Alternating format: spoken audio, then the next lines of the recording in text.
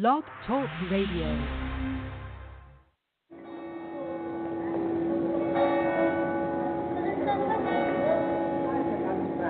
Hey, yo, L, what time is it? It's 7 o'clock. Why? What's up? Hindsight time, that's what's up. Hindsight time. You already know. Don't leave me. Trying to get my knowledge on, too. That good old knowledge without a college, bro. Don't be stingy with the knowledge. You walking on slow, let's get the hard stepping. You know what time it is. Those who don't listen, special. Real special, real special. You know, I ain't old as I look, but I'm never too old to get that knowledge. You are now listening to Hindsight Radio.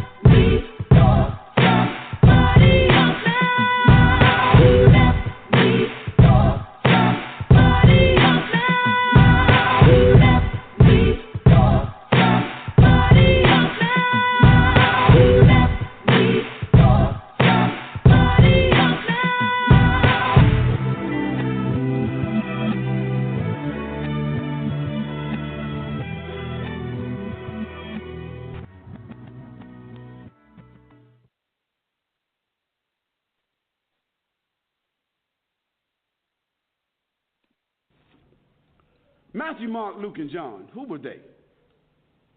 Matthew who? Mark who? Luke who? And John who? What were their last names? When did they write? Did they know Jesus Christ? Did they walk with Jesus Christ? Did they eat with Jesus Christ? Did they talk with Jesus Christ? Did they even meet Jesus Christ? The answer is no, no, no, no. Conclusively.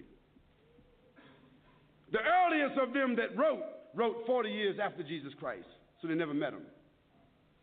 The last of them wrote 80 years after Jesus Christ, never met him. The other thing is, all of them seem to have written the gospel according to. Now, when you write a letter, do you sign it according to? According to is the third party. If Joanne or Jackie or Bobby or Johnny told me something and I wrote it, I would say according to Joanne, Jackie, Bobby, or Ronnie, according to.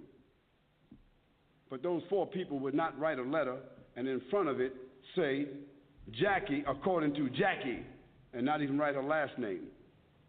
Because if Jackie wrote me a check and only said Jackie, I couldn't cash it. And if I was a policeman and I stopped Jackie on the road and she had a license that only said Jackie, she's going to jail.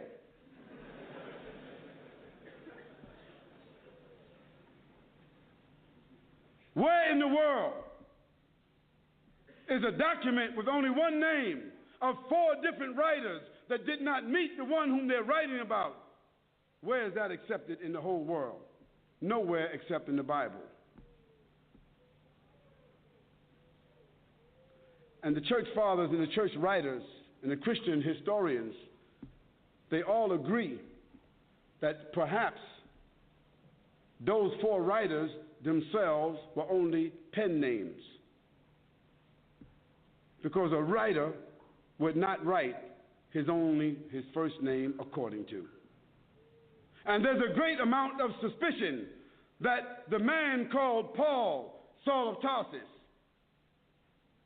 that because he wrote all the books from Acts all the way to the end of the New Testament, how many books is that? How many? 16, 15, 17, 19? All the books of Acts on, Colossians, Ephesians, Corinthians, Romans, Galatians, all of those books are written by whom? Paul, Saul of Tarsus, another man who never walked, who never talked, who never met, who never ate, who never prayed, who never knew Jesus Christ. Isn't that something? Now here we find four writers and another one between them that wrote all the New Testament books that never talked, never walked, never ate, never prayed, never met the man called Jesus Christ. Yet, in their words, the first mentioning of the Trinity came from where? From Jesus or from them? The first mentioning of Jesus being divine, a man God, came from whom? From them. The first mentioning that Jesus is the Son of God came from whom? From them. Jesus never said in his own words any such words, but it was the men who never met him, who claimed to have written, who didn't know their last names. And Paul, by the way, before he had that vision on the road to Damascus that only he saw and only he heard, guess what his occupation was? Do you know? He was a bounty hunter, a hunter of Christians, hunting them down like animals, binding them and bringing them to where? To Rome, so that they could be executed. Now, if Hitler, after killing thousands of Jews, said that on the road to Berlin, he had a vision that he was named an apostle to the Jews, and he wrote 20 books that all the Jews are supposed to follow, do you think they would be following that book?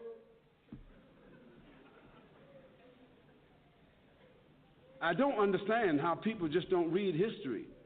This is not what Khalid said, so don't get angry with me. This is your own scripture, your own Bible scholars, their own church fathers. All of them agree that Paul never met Jesus, that Matthew, Mark, Luke, and John never met Jesus. By the way, they were not disciples. Nor were they walkers and talkers of the disciples. They were just writers and historians.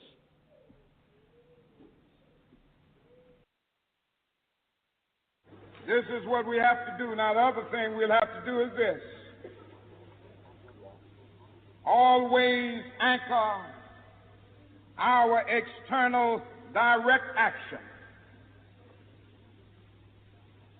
with the power of economic withdrawal. Now, we are poor people. Individually, we are poor when you compare us with white society in America. We are poor. Never stop and forget that collectively, that means all of us together, collectively we are richer than all the nations in the world with the exception of 9. Did you ever think about that? After you leave the United States, Soviet Russia, Great Britain, West Germany, France, and I can name others, the American Negro collectively is richer than most nations of the world. We have an annual income of more than $30 billion a year, which is more than all of the exports of the United States and more than the national budget of Canada. Did you know that? That's power right there if we know how to prove it.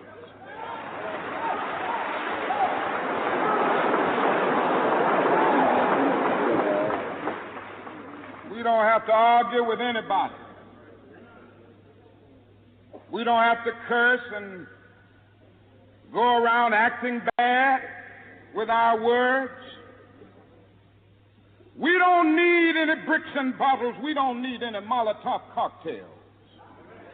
We just need to go around to these stores and to these massive industries in our country and say, God sent us by here to say to you that you're not treating his children right. And we come by here to ask you to make the first item on your agenda fair treatment where God's children are concerned. Now, if you are not prepared to do that, we do have an agenda that we must follow. And our agenda calls for withdrawing economic support from you.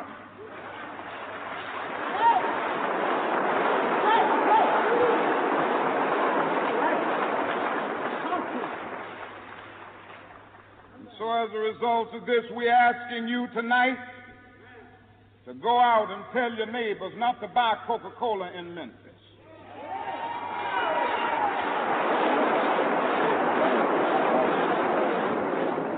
Go by and tell them not to buy sealed test milk.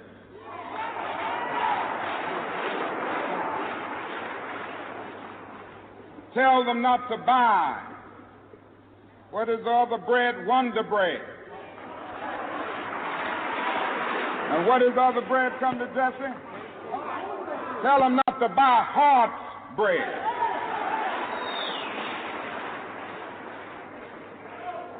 As Jesse Jackson has said, up to now, only the garbage men have been feeling pain. Now we must kind of redistribute the pain.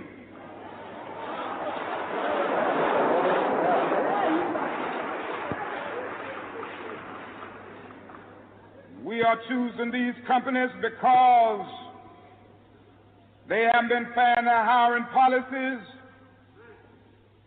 and we are choosing them because they can begin the process of saying they are going to support the needs and the rights of these men who are on strike. And then they can move on downtown and tell Mayor Loeb to do what is right.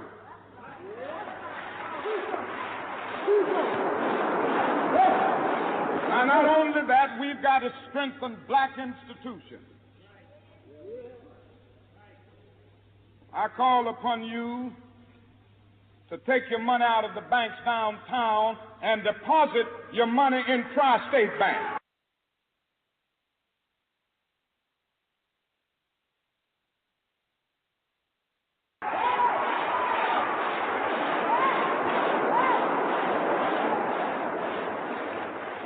We want a bank-in movement in Memphis.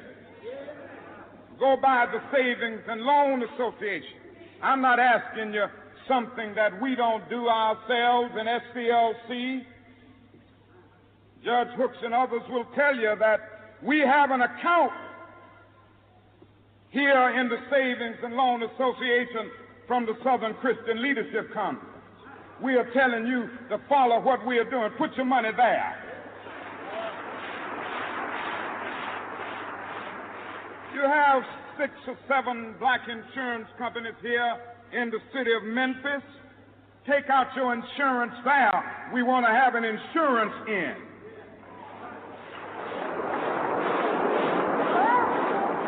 Now, these are some practical things that we can do.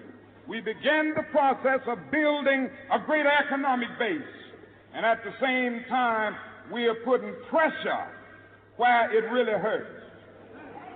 I ask you to follow through here. Now let me say as I move to my conclusion that we've got to give ourselves to this struggle until the end. Nothing would be more tragic than to stop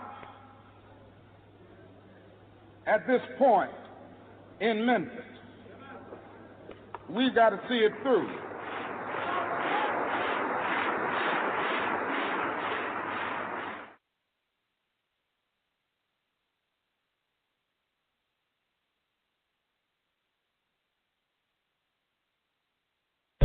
Remember, all I'm offering is the truth, nothing more.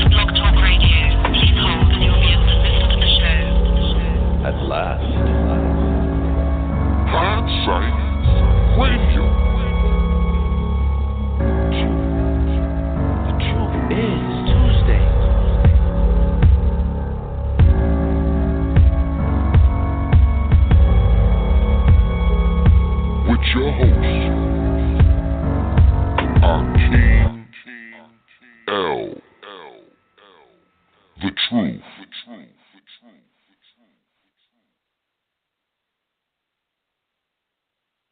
Peace to the gods. What's going on?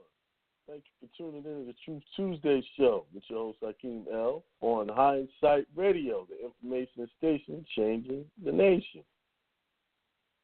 And I hope everybody's having a good week so far. I myself is having a wonderful, magnificent week. You know, doing a lot of consultations and with some people, helping people out. There was a few hiccups here and there from some, you know, I don't know why people think that, you know, you're supposed to stop what you're doing for other people to do something for them, you know. I had someone who bought a package from me 9 months ago. 9 months ago. And ever since they bought it, like within the first month of them buying it, they had a hard time accessing Dropbox. So I spent a lot of time sending them, resending them files, and so I didn't hear from them in a while. Come back, I got a new setup. Can you resend all of these videos to me? You know, mind you, they bought the whole package on my website, you know? So that takes time. That ain't easy to go back and just, like, you know, they made it like that. I just push a button.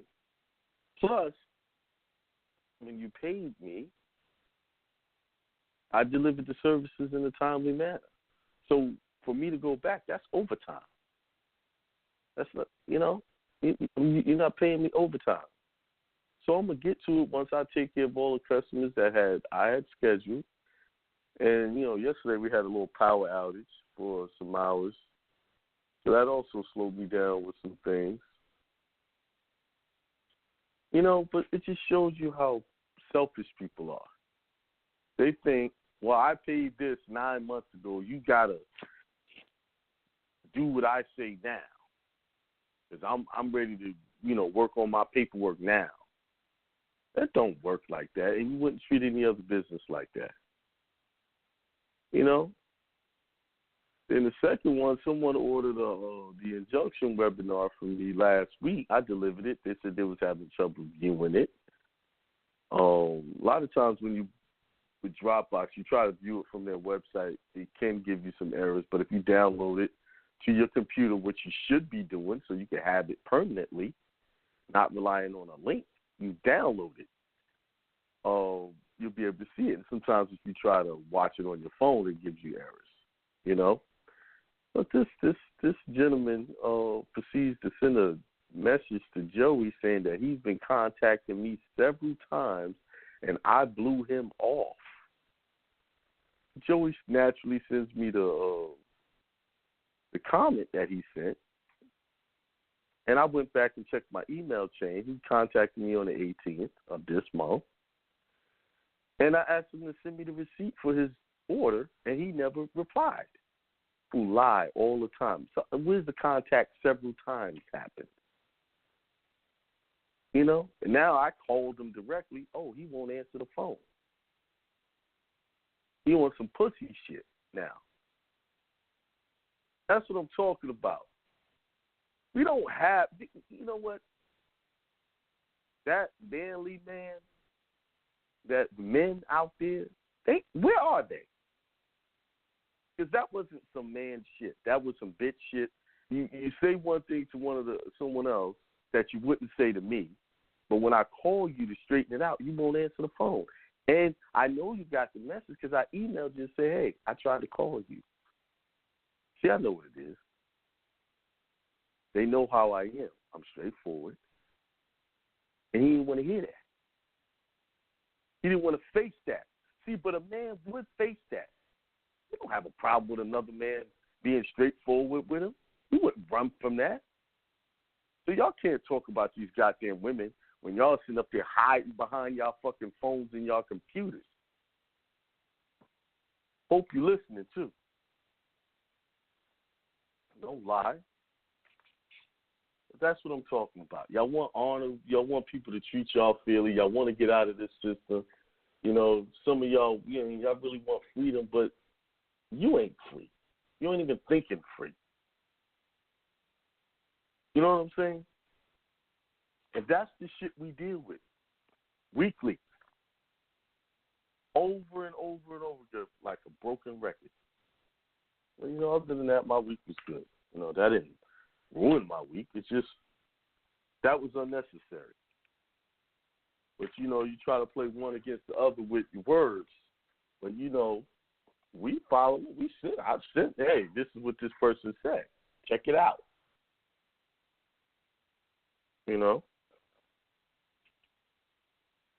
But they don't want to answer the phone. But anyway, and, we got some, I noticed in this movement that there's a lot of fakers out there. I'm always leery of people who give me too much accolades. I really am. Because a lot of times when I go and dig deep, I find out those same people, they don't give a shit about me, Jonah, Joey. They don't care.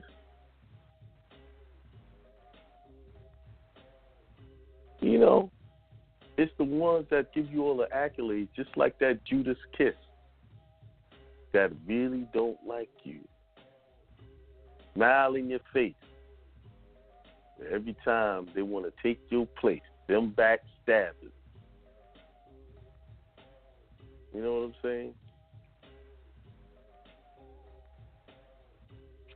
I tell you. But anyway, I got some good shit from y'all today. But before I go into that, we got the seminar this week, Friday, April the 20th, not Friday, Saturday, April the 28th, at, it's called the Wyndham, let me just get the address. I know it's not it's a Wyndham, what is it? Is this Wyndham by Winston? Something like that. But I got the address. It's on my website. It's in Charlotte. We're going to be talking about the birth certificate correction process, history. The world on my website. Stop that. More Aboriginal process. Shoot. I'm even going to go into some passport and driver license information, stuff I've been talking about over the last couple of weeks. Give y'all some things that, for y'all who are still stuck in that matrix, help y'all out a little bit. It's 10 a.m. to 4 p.m. It's at Wingate by Wyndham, Charlotte. 4238 Business Center Drive, Charlotte, North Carolina, 28214. It's a $175 donation at the door or online. And if you're going to pay at the door, bring cash. We only accept cash. All right, April 28th. This weekend coming. We got a lot of good seminars coming up. Got California, that's going to be in July the 7th. We got Connecticut, that's going to be June 30th and the 1st. That's more of a newbie type seminar. We're going to be going over, I wouldn't necessarily say newbie, but we're going to be going over non-UCC process. I'm going to be talking CPN information, private banking information, injunction. Those are the things that's going to be talked about there, And we have an Atlanta seminar coming up. I forgot the date on that, but I'll put the flyer up there. That's coming up. Those are the 3 seminars that's coming up. But the immediate one is this coming Saturday. Okay. I'm just looking at my calendar.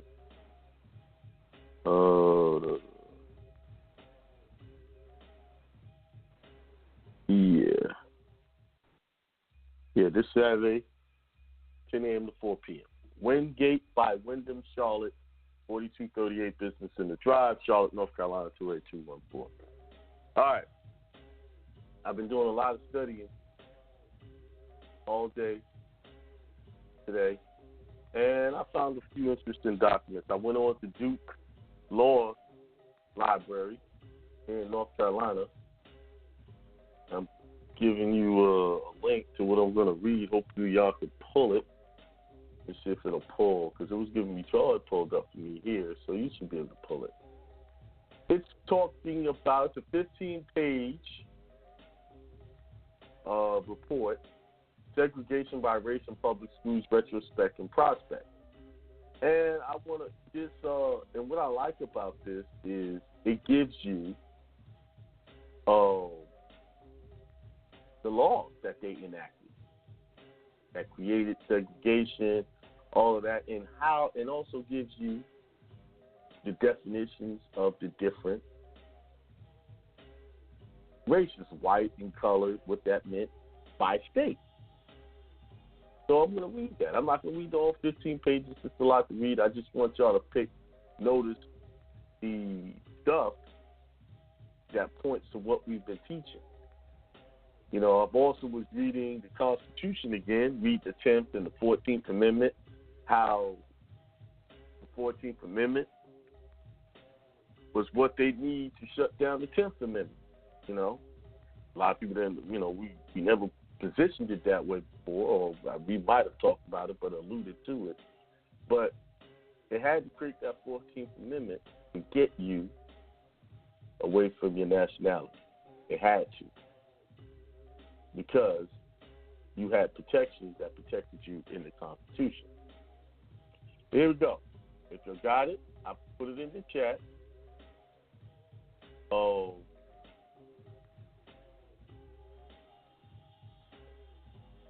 let's go.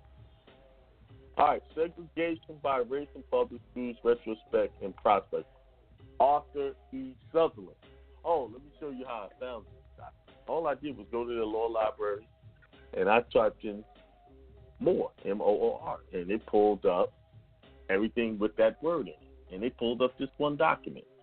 I'm just giving y'all hints on how to search for stuff, you know, so you don't have to go digging. Type it in. But here we go. The problem of this paper has many aspects. A sociologist might consider it as a study of changing attitudes of large groups of people, varying in time and place. A practical politician who thought of it in much the same way would certainly describe it in different words. A school administrator might treat it as a study of efficient pedagogy. I don't know, that's a tough word. The American lawyer, no matter whether he comes from a northern or southern state, is apt to consider it a problem in federalism. He may ask how far the government of the United States will undertake to oblige the inhabitants of a minority states of the Union to comply with what the constitutional organs of that government declare to be proper in public education, and what practical means of enforcement and resistance the legal mechanisms of the nation state provide. Now, before I go to that next paragraph, I want to read to you these sub-paragraphs here. Go back to the top, sub-paragraphs where it says Professor of Law, Harvard Law School. 1. The South is not an exact term, Harry S. Ashmore. In the Negro in the school's 13 note, 1954 includes in it 13 states: Alabama, Arkansas, Florida, Georgia, Kentucky, Louisiana, Mississippi, North Carolina, Oklahoma, South Carolina, Tennessee, Texas, and Virginia. All these states require the Negroes and whites be educated separately. But so do, or did before the Supreme Court decision of May 1954, Delaware, Maryland, Missouri, and West Virginia. So did the District of Columbia. And in Arizona, Kansas, New Mexico, and Wyoming, segregated schooling was optional, though there is no record of it being practiced in Wyoming. The constitutional and statutory references covering all these 21 states, the District of Columbia, and Alaska are given below in this note.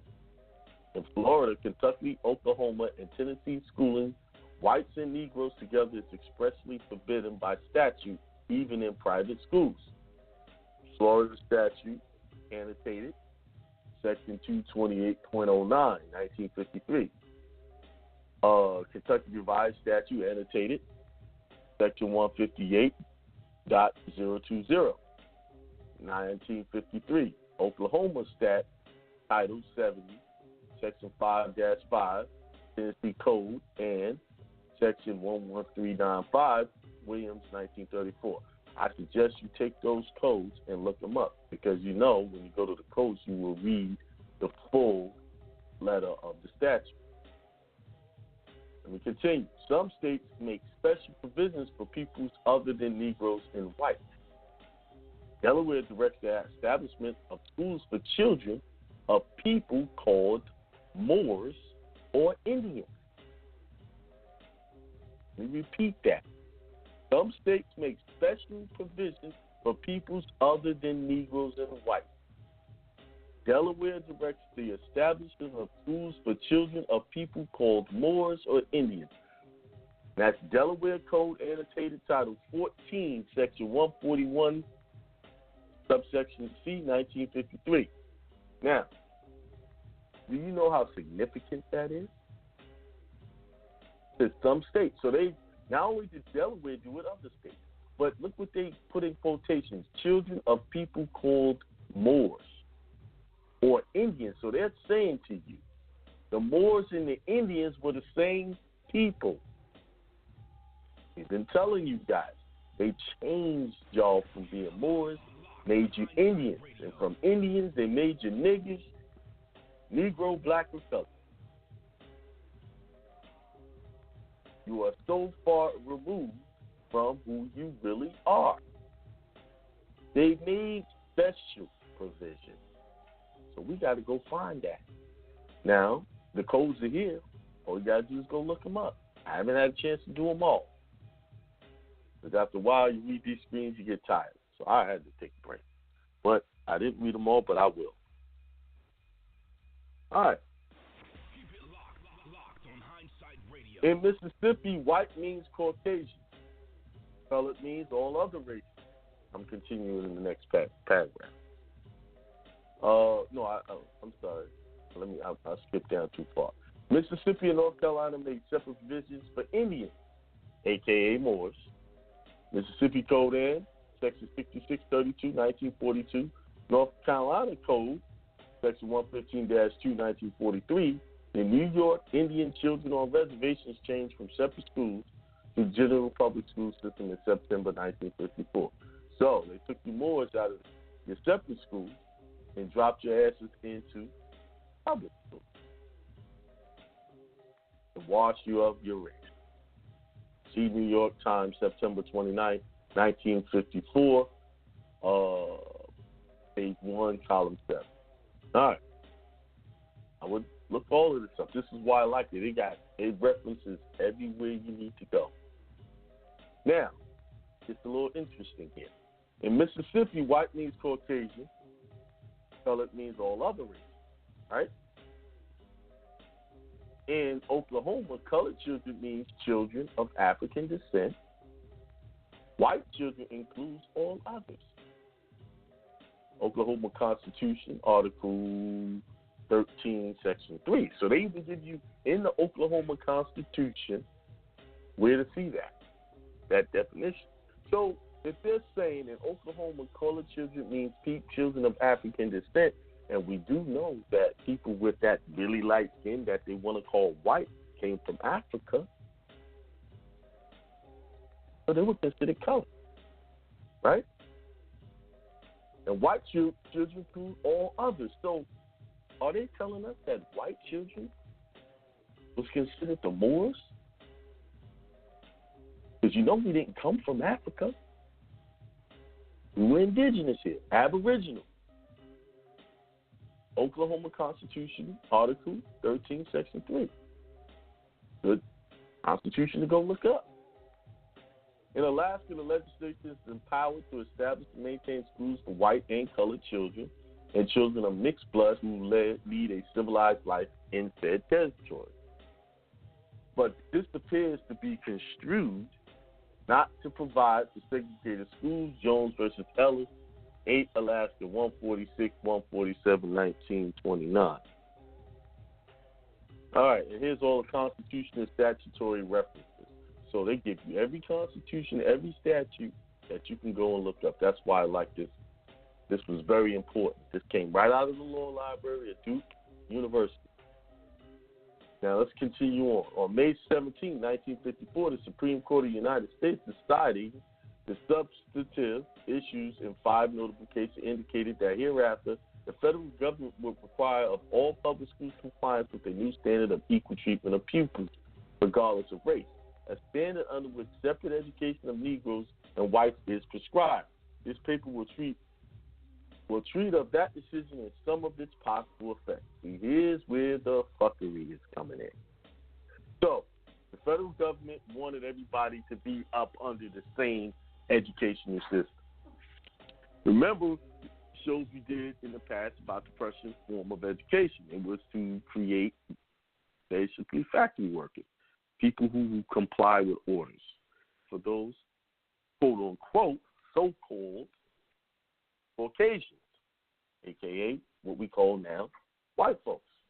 It was never designed for us. Why? Because as I was reading up there, we had our own schools. And a lot of those schools were set up under religious organizations. They were religious organizations, so they were exempt from those laws. Why? Because the Constitution protected that.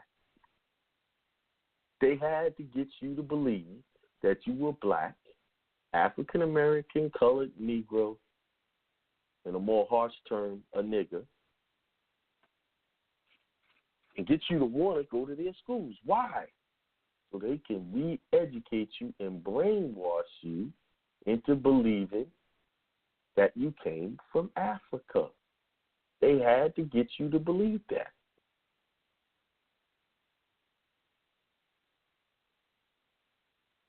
Let me continue. A surprise awaiting one who first begins the study of racial segregation in public schools is the legal persistence of the practices in some northern areas until comparatively recent times. Charles Sumner's eloquent but unsuccessful argument made little over a century ago on behalf of Sarah Roberts, a Negro child in her attempt to gain admission to a Boston school for white children, is an early landmark. The segregation upheld in that case was eliminated by Massachusetts statute in 1855, but today's Northerner is apt to learn with some amazement that the New York Court of Appeals upheld segregation in the Brooklyn public schools in 1900, and the Indiana Supreme Court reached the same result concerning Indianapolis schools in 1926, less than 3 months after the decision of the New York case is ruled. Its rule was reversed by a statute which provided no person shall be refused admission to or be excluded from any public school in the state of New York on account of race or color. New York has gone further than this prescription for public schools. It has imposed its statutory policy against discrimination by race on at least some private schools. The statutes of few other states contain somewhat similar provisions. The states of the nations can be divided into 4 classes according to their treatment of Negroes or other racial groups in education. In 17 states and in the District of Columbia prior to the 17th of May of 1950, segregation of Negro students from others in publicly maintained schools is mandatory by Constitution or by statute. In 4 of the states, segregation is optional, though not required. In the remaining 27 states, segregation in the public schools is prohibited, or there is no legislation on the subject. In a few of these states, segregation by race, even in private institutions, is prohibited. In the Federal Republic of 48 states, then the organic law of the whole is in progress of enforcement against the inconsistent law of 21, and against whatever inconsistent federal statutes may apply to federal area. The very bulk of the dissenting states makes this a particularly troublesome problem in nation-state relationships. Now, the next chapter talks about the 14th Amendment. Now, let me help y'all understand. Let me pull up the 10th Amendment real quick. Going on here. See, prior to the federal government stepping in and creating this educational standard, states created their standards under the powers of their own sovereignty. But in order to get everybody to be a 14th Amendment, they had to create a standard of education and get everybody to accept it. Now, I'm going to go back to what I just read. Moors had their own provisions. They didn't need that. But when we abandoned who we really was and went up under their standard of education, we abandoned who ourselves are being Moors. Now we transferred our heirship over to being black, African American, and colored. Now, all right, let me get a good one. I need a good 10th Amendment. Here it is. I think this will do it. No, that's not good enough. I need to find. This is a good one. TheLegalDictionary.net. The 10th Amendment to the United States Constitution is part of the Bill of Rights, having been added to ensure that the federal government would not overstep its authority. This brief and concise amendment expresses the concept of federalism, which in turn supports the entire plan of the Constitution. It states that the government has only the specific powers delegated to it by the Constitution, and all other powers are reserved for the states. To explore this concept, consider the following Fifth Amendment definition. An amendment to the U.S. Constitution that grants only the powers specified to the Constitution to the federal government. This amendment reserves all other powers to the states and the people. That's the 10th Amendment. So, if you're following me, that means when they created the 14th Amendment and you became a 14th Amendment, you waived your right to the 10th Amendment. Or the states waived your rights. You didn't. They did. So when they gave the educational system over to the federal government to set the standard and to say that all schools must integrate, everybody must be educated together, you just took your child and put them into a federal territory, made them a federal citizen. That's why daily they must pledge allegiance to what? That flag. So if you are educating your child in that system, you are creating another 14th Amendment citizen.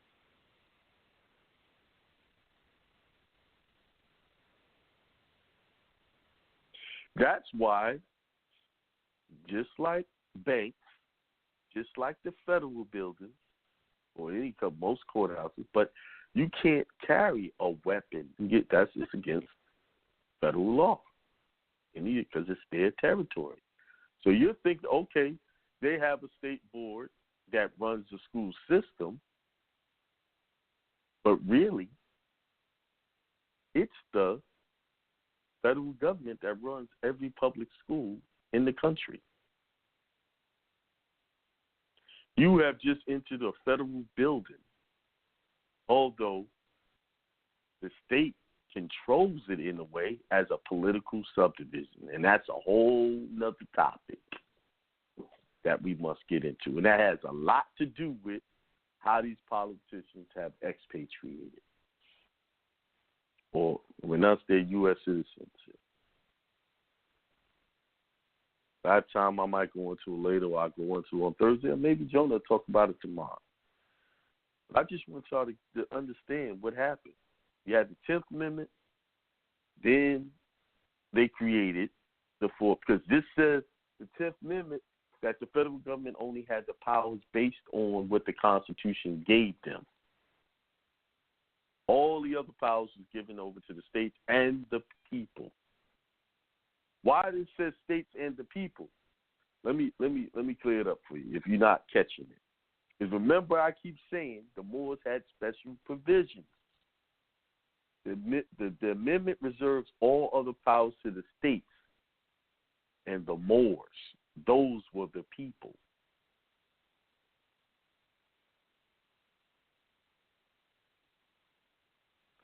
You notice if what I was reading, they didn't have special provisions for whites and blacks, colored. They just you do this, but they made special places to separate the people.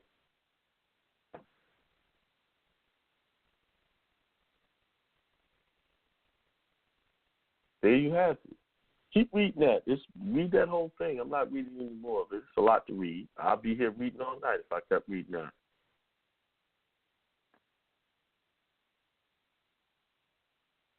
So they had to create that to desegregate the schools. They had to do it. Made it a federal law. Now they got the control that they wanted. See, y'all think Brown versus Education was giving y'all some rights of, y'all miss, people think that, that's what a lot of people think, that Brown versus Education was really set up to create equal education. No, Brown, that whole decision was designed on the back end to take you guys away from being educated by your ancestors.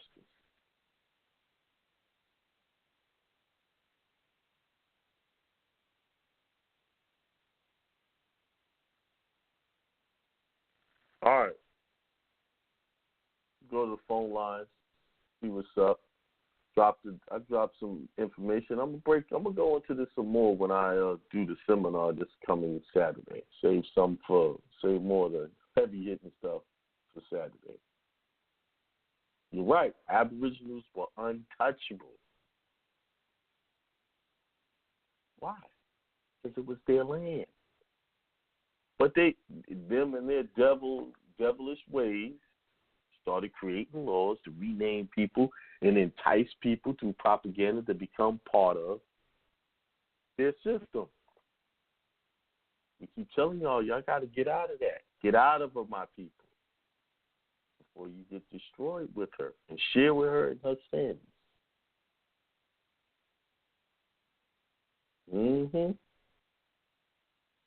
A lot of the people we hail as heroes were actually agents. All right. Let's see. What's up? Let's go to the line. See what y'all thinking about what I just read, All right. 757-965. Peace of God. What's up? Peace to the God, Akiem. Peace to the God. What's going on? Well, another day. Brother, why is it you? Come on, get with it. I got a line full of callers. What you got to say, brother? Well, it surprised me about one of them statutes because I actually had one of them statutes actually sort of in my injunction, like how all the power was invested in the people. Right. And it made me think about my Constitution. I had to go read some more about it. But yeah. Other than that, I was just thinking I need to go hop back in my Constitution right now. But I wasn't there. Yeah, you got to stay reading that Constitution because the more you read it, the more you will understand it, and you'll see things that you missed before.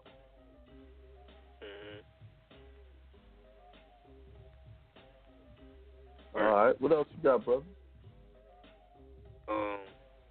Besides the first three people, I had a consultation with you.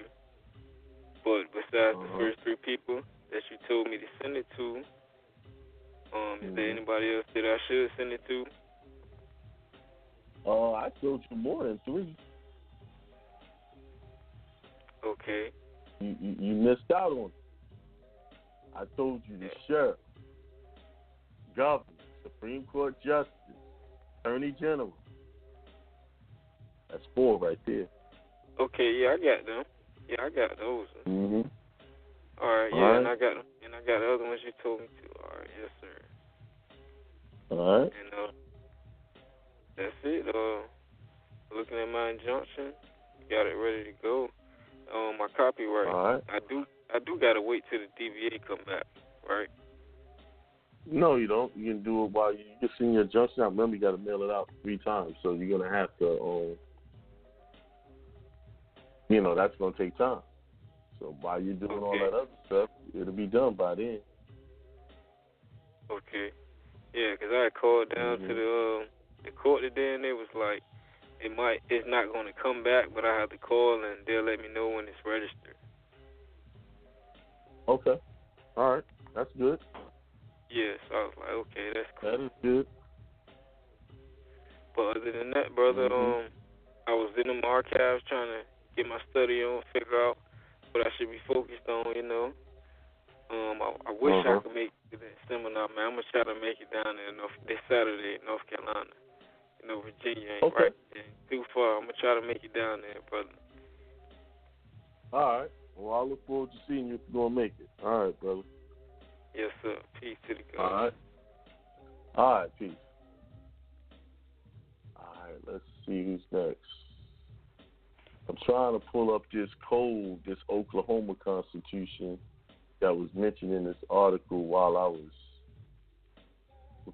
Article 13, Section 3.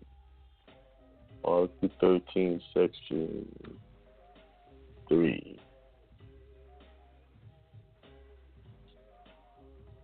All right, let's see what it says here.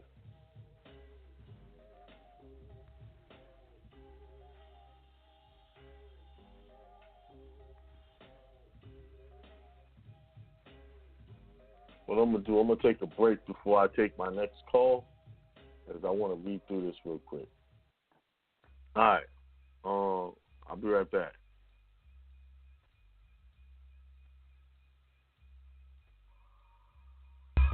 Peace to the God. You're listening to Hindsight Radio.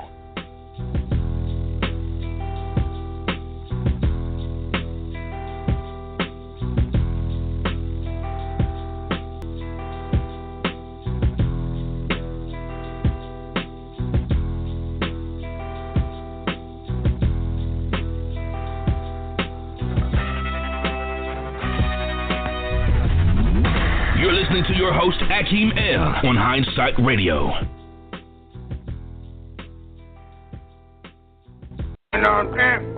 But I had always had a little thing for Dorothy in the Wizard of Oz, you know what I'm saying?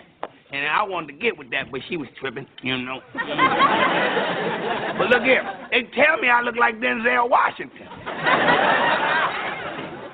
Excuse me, Jerome, step off.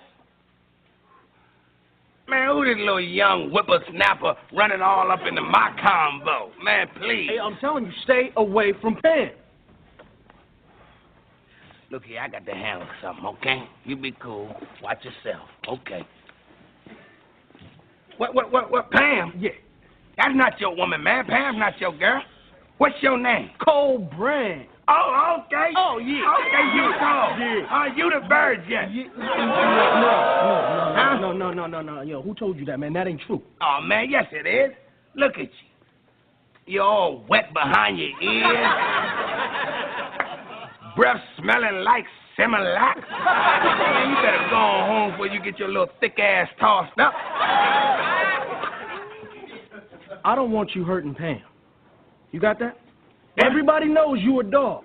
See, why I got to be all that, young buck? Why I got to be all that, you know what I'm saying? Yeah, everybody knows I'm a player, you know what I'm saying? Yeah, everybody knows I had more girls than Jerry's got curls, yeah, so what? You know what I'm saying? But I changed, man. Pam's got class. Enough class to make Jerome settle down, you know what I'm saying? Huh? Now go on, buck. What make you think she want to settle down with a lowlife like you, Jerome? You little young punk, you just got hurt. Go, man. You just stuck with it. No. No, hey, you play against your body. No, come here, play.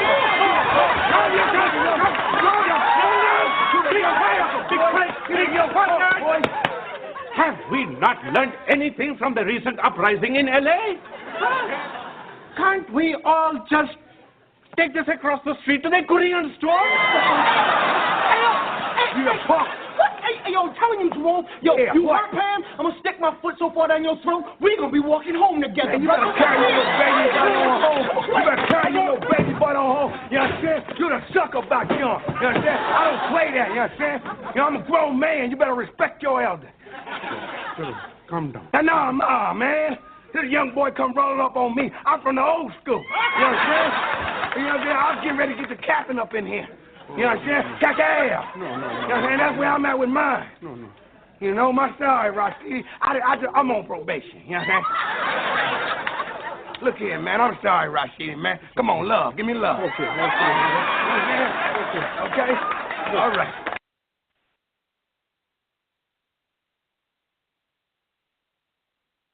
Peace, I'm back. Yeah, I was reading that Oklahoma Constitution, but they took out that provision. I gotta dig and find the older one to see where it said that. But I just want to show y'all how they gave power to the federal government to make you a 14th Amendment citizen. It's right in their Constitution, right here in Article 1 of the Constitution of Oklahoma. This one is from 1907. I got to dig a little deeper. But here it is. It says, Article 1 establishes how the state of Oklahoma is to relate to the United States federal government, stating that the U.S. Constitution is the supreme law of the land. By this article, religious freedom is established, polygamy is forbidden, the deaths of Oklahoma territory are acquired by the state of Oklahoma. Public schools are established to be taught only in English, and that suffrage shall never be revoked due to race, color, or previous condition of servitude. When they gave and told you that the United States federal government Constitution was the supreme law of the land. And a lot of states have that verbiage in it.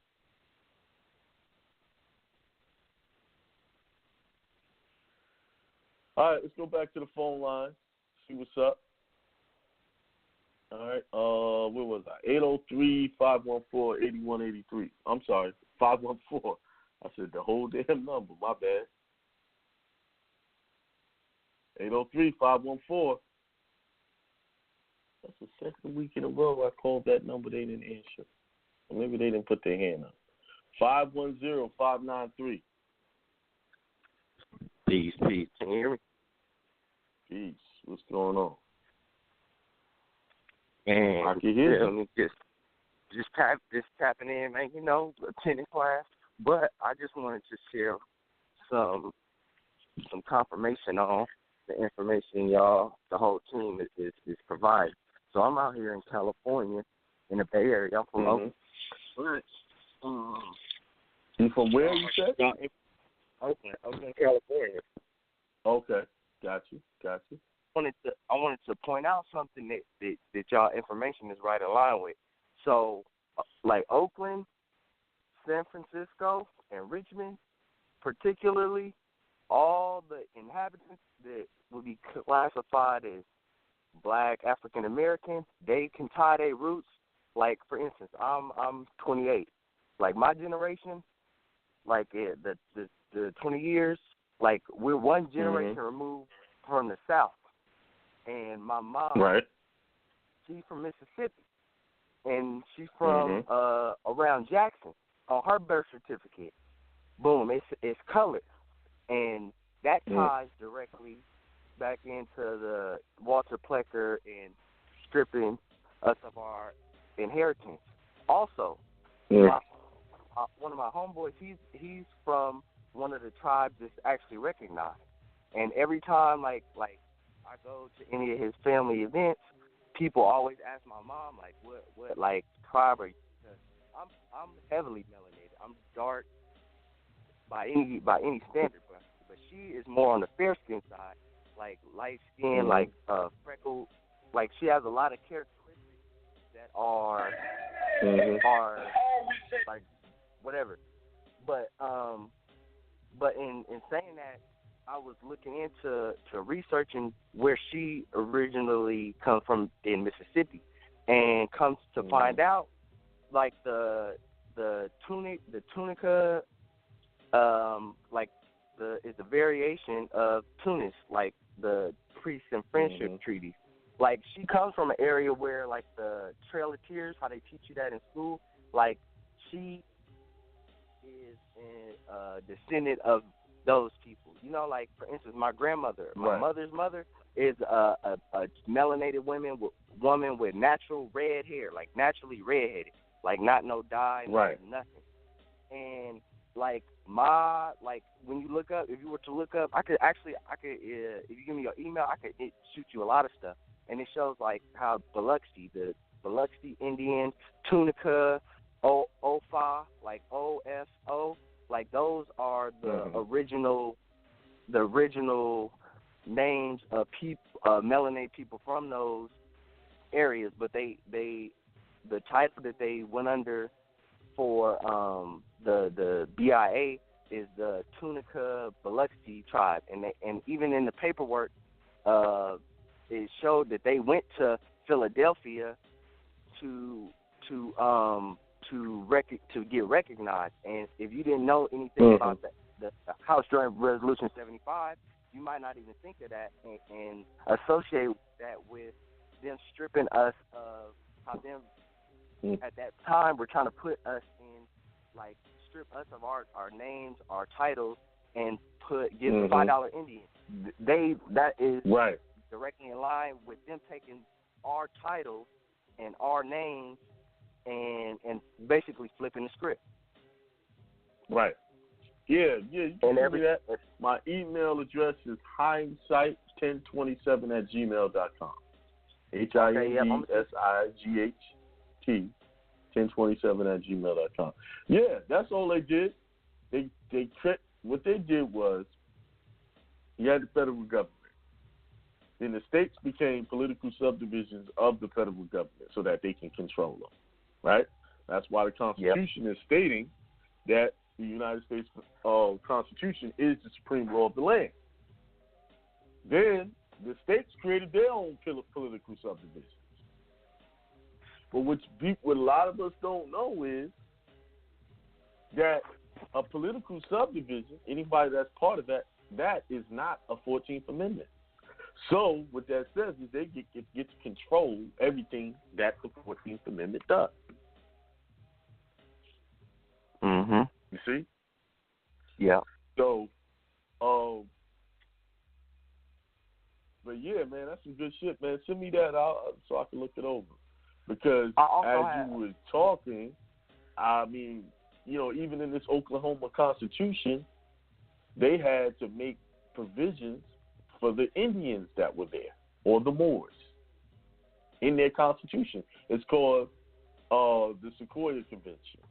But of course, they got these white boys up here acting like they were Indians and shit like that. But man, what you was about to say, brother? Oh yeah, I had one question, and also I on a private got some information for y'all when y'all come to California for people trying to get their paperwork handled correctly. Because I feel like a lot of times, like, even people that might know what they need to do, like, just the notaries alone, like, that can add up. But it's a way out here where you can get notaries done free, like, completely free. And I want to share that. And also the question I had. So, say for instance, if I set up like an account using my state, if I just set it up, but I didn't necessarily specify that it was in the state or anything, would I have any problems with that? If I got the address and everything. You mean you already set it up, a bank account with that? You saying? Yeah. Yeah, you don't have to. You don't want it to say at a state, because what happened is they're gonna want the executive of that state to come in and do everything. Yeah, it's fine. If you already got it set up with your state number, it's good. Okay, and I was wondering if with that basically using it like a CPN. Okay, and I was wondering actually the rest of the stuff I think I'll get because I plan on purchasing the CPN webinar. It's just I'm trying to take care of some other things before I do it. Because, I got you. But all right, bro. It's all I'm tuning in. But the one other thing I had was the congressional records. I feel like even in like getting, because I don't know if you've had the people send you any, like if you were looking for something specific, usually when they send it to you, they'll send you and it'll be like the complete congressional record. Say if it was like 2 months or a month, it'll have all the House representatives, Senate, and the but when you look through that, like it's been a couple times when like, you know, I'll just search in some terms, you know, like looking up for instance like tunica or something or like whatever, and it won't necessarily say nothing on there, but if you just start like randomly opening up those records, like I found a record where it's actually speaking on the fact about the money, like how they were using money. They had knowledge and they were using money as like a current, like they were using it to manipulate. We know that money manipulates like people the same way like the current of electricity. And there was a book that was speaking to right. It's called Behold the Pale Horse. Right. Have you ever heard of it? I've heard of that book, yes. Yeah. But yeah, it was like a dude.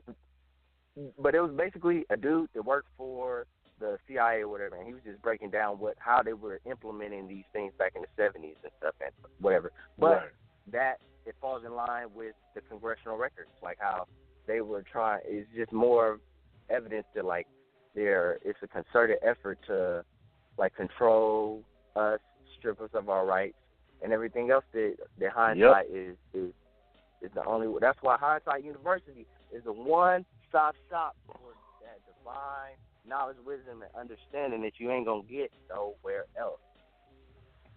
I appreciate that, brother. Thank you. All right. Anything else before I move on? No. I'm just tuned in, listening. I appreciate you for taking my call. All right. Did you put something in the chat for me, brother? Oh, I'm not even on my computer right now, but I'm gonna eat. That's why I said I'm gonna email it. And I'll I'm not giving out no numbers over the air.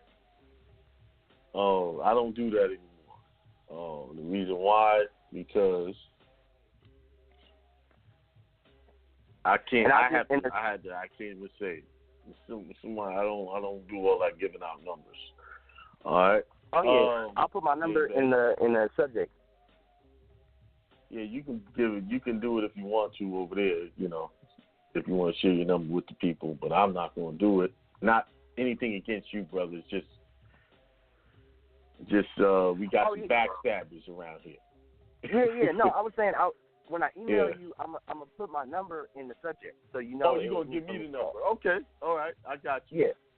My bad. Okay. I misunderstood what you was trying to tell me. All right, just send me that, and I'll look at that information. Appreciate that, man. Thank you. All right, peace out. We go back to this 803 number and see if they caught up. 803-514.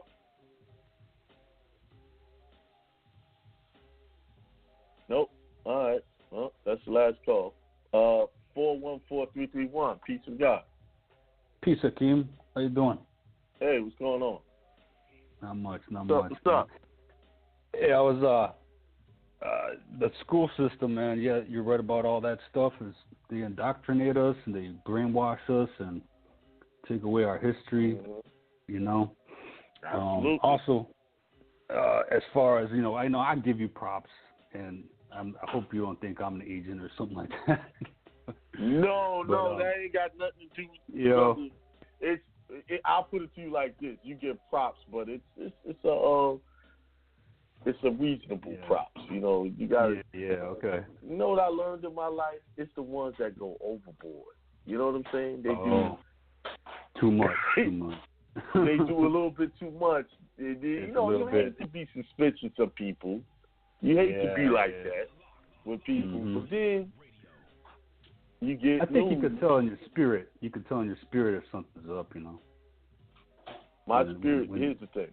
Yes, my spirit do tell me. It does. Mm-hmm. It does. Yeah. Yeah. I know you straight up. Know why I know you straight up, Marco? What's that? When I met you at the seminar, what did you do? You handed me a gift. Yeah. You didn't have to do that. No. You know, my girl loved that picture, man. As a matter of fact, she put it on the wall. We still haven't gotten a frame for it, but I got it up. It's up. Yeah, she loves it. Cool. And I'm gonna get a frame for it, but she's got it up on the wall. Nice. That was a picture of, you know, yeah, ancestors right there, man. yeah. What was I gonna say to you too? I got a couple questions. I'm trying to get this non-UCC done, and this claim of lien.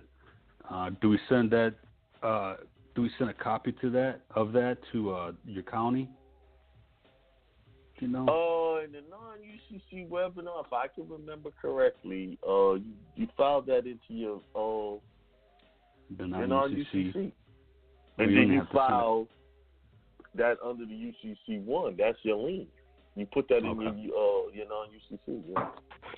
Now, because non-UCC is the lien, but you have to show the claim of lien in your non-UCC. Afterwards. Yes. Yeah. Yes. Now, see, in my state, I can't. They won't let me file it in the county. So then, and I know you guys talked about it in the past, and I'm just trying to get clarification. Is it okay then to do it on the state level, on the online? You know what I'm talking about? How you can do when you're doing a non-UCC? Yeah. That's the easiest way to do it. You could. Okay. I mean, you can mail it in, take it in, and hand it in, but they let you do it online. Yeah. Okay, that's what I thought. Cool. And you know, I'm still trying to get to the private, and I'm still working on it. And I'm working on trying to be a contractor. And they made me do a business proposal. I gave them that. And now they're almost like they don't want to let me go. Now they want me to do a business case. Like I gotta. They want you to write up some why you need to go 1099. Mhm. Yeah. Well, you gotta understand why they don't want you to go 1099. They make money off you. They can't make money off you if you go 1099. They got to give you all of your money. Mhm. You see? Yeah, that's what I thought. That's why. Do you notice that most of the laws that they make when it comes to businesses always hurt small businesses? Mm-hmm. Reason why? Because small businesses do 1099s. They don't do all of that payroll, because once you set up a company and you have employees, you have to pay unemployment insurance. You got all kind of shit you got to do. Yeah. So small business can't afford that. Mm-hmm. So what they do is, I'm a 1099. You deal with your taxes or whatever, right? Yeah. And that's why they want everybody to be registered with the state and have employees, because then they could dip their hand in their pocket. So but as a 1099, actually a small business who doesn't have employees, right, is actually a private, really what is called a private corporation. Why? Because it is not part of their corporation by calling itself an LLC or corporation. Oh, I see. It operates outside of their jurisdiction. Mm-hmm. That's why they want to shut down all these small mom and pop businesses. Yep, that's what's been happening. Now, I guess the case that I'm trying to prove or trying to submit to them is like, how would it benefit them? And I told them that I have to pay health insurance of mine, my 401k, all that stuff. I'm almost saying like it's like not enough, which is like because they know they're pocketing that money, man, and they get an interest off of what they're taking from you. Remember, they get to hold that money for 1 year before they turn it over to them. Oh, that's right, and they use that money too, right? Yes, they create. Yeah, they're borrowing money against it. Born bastards.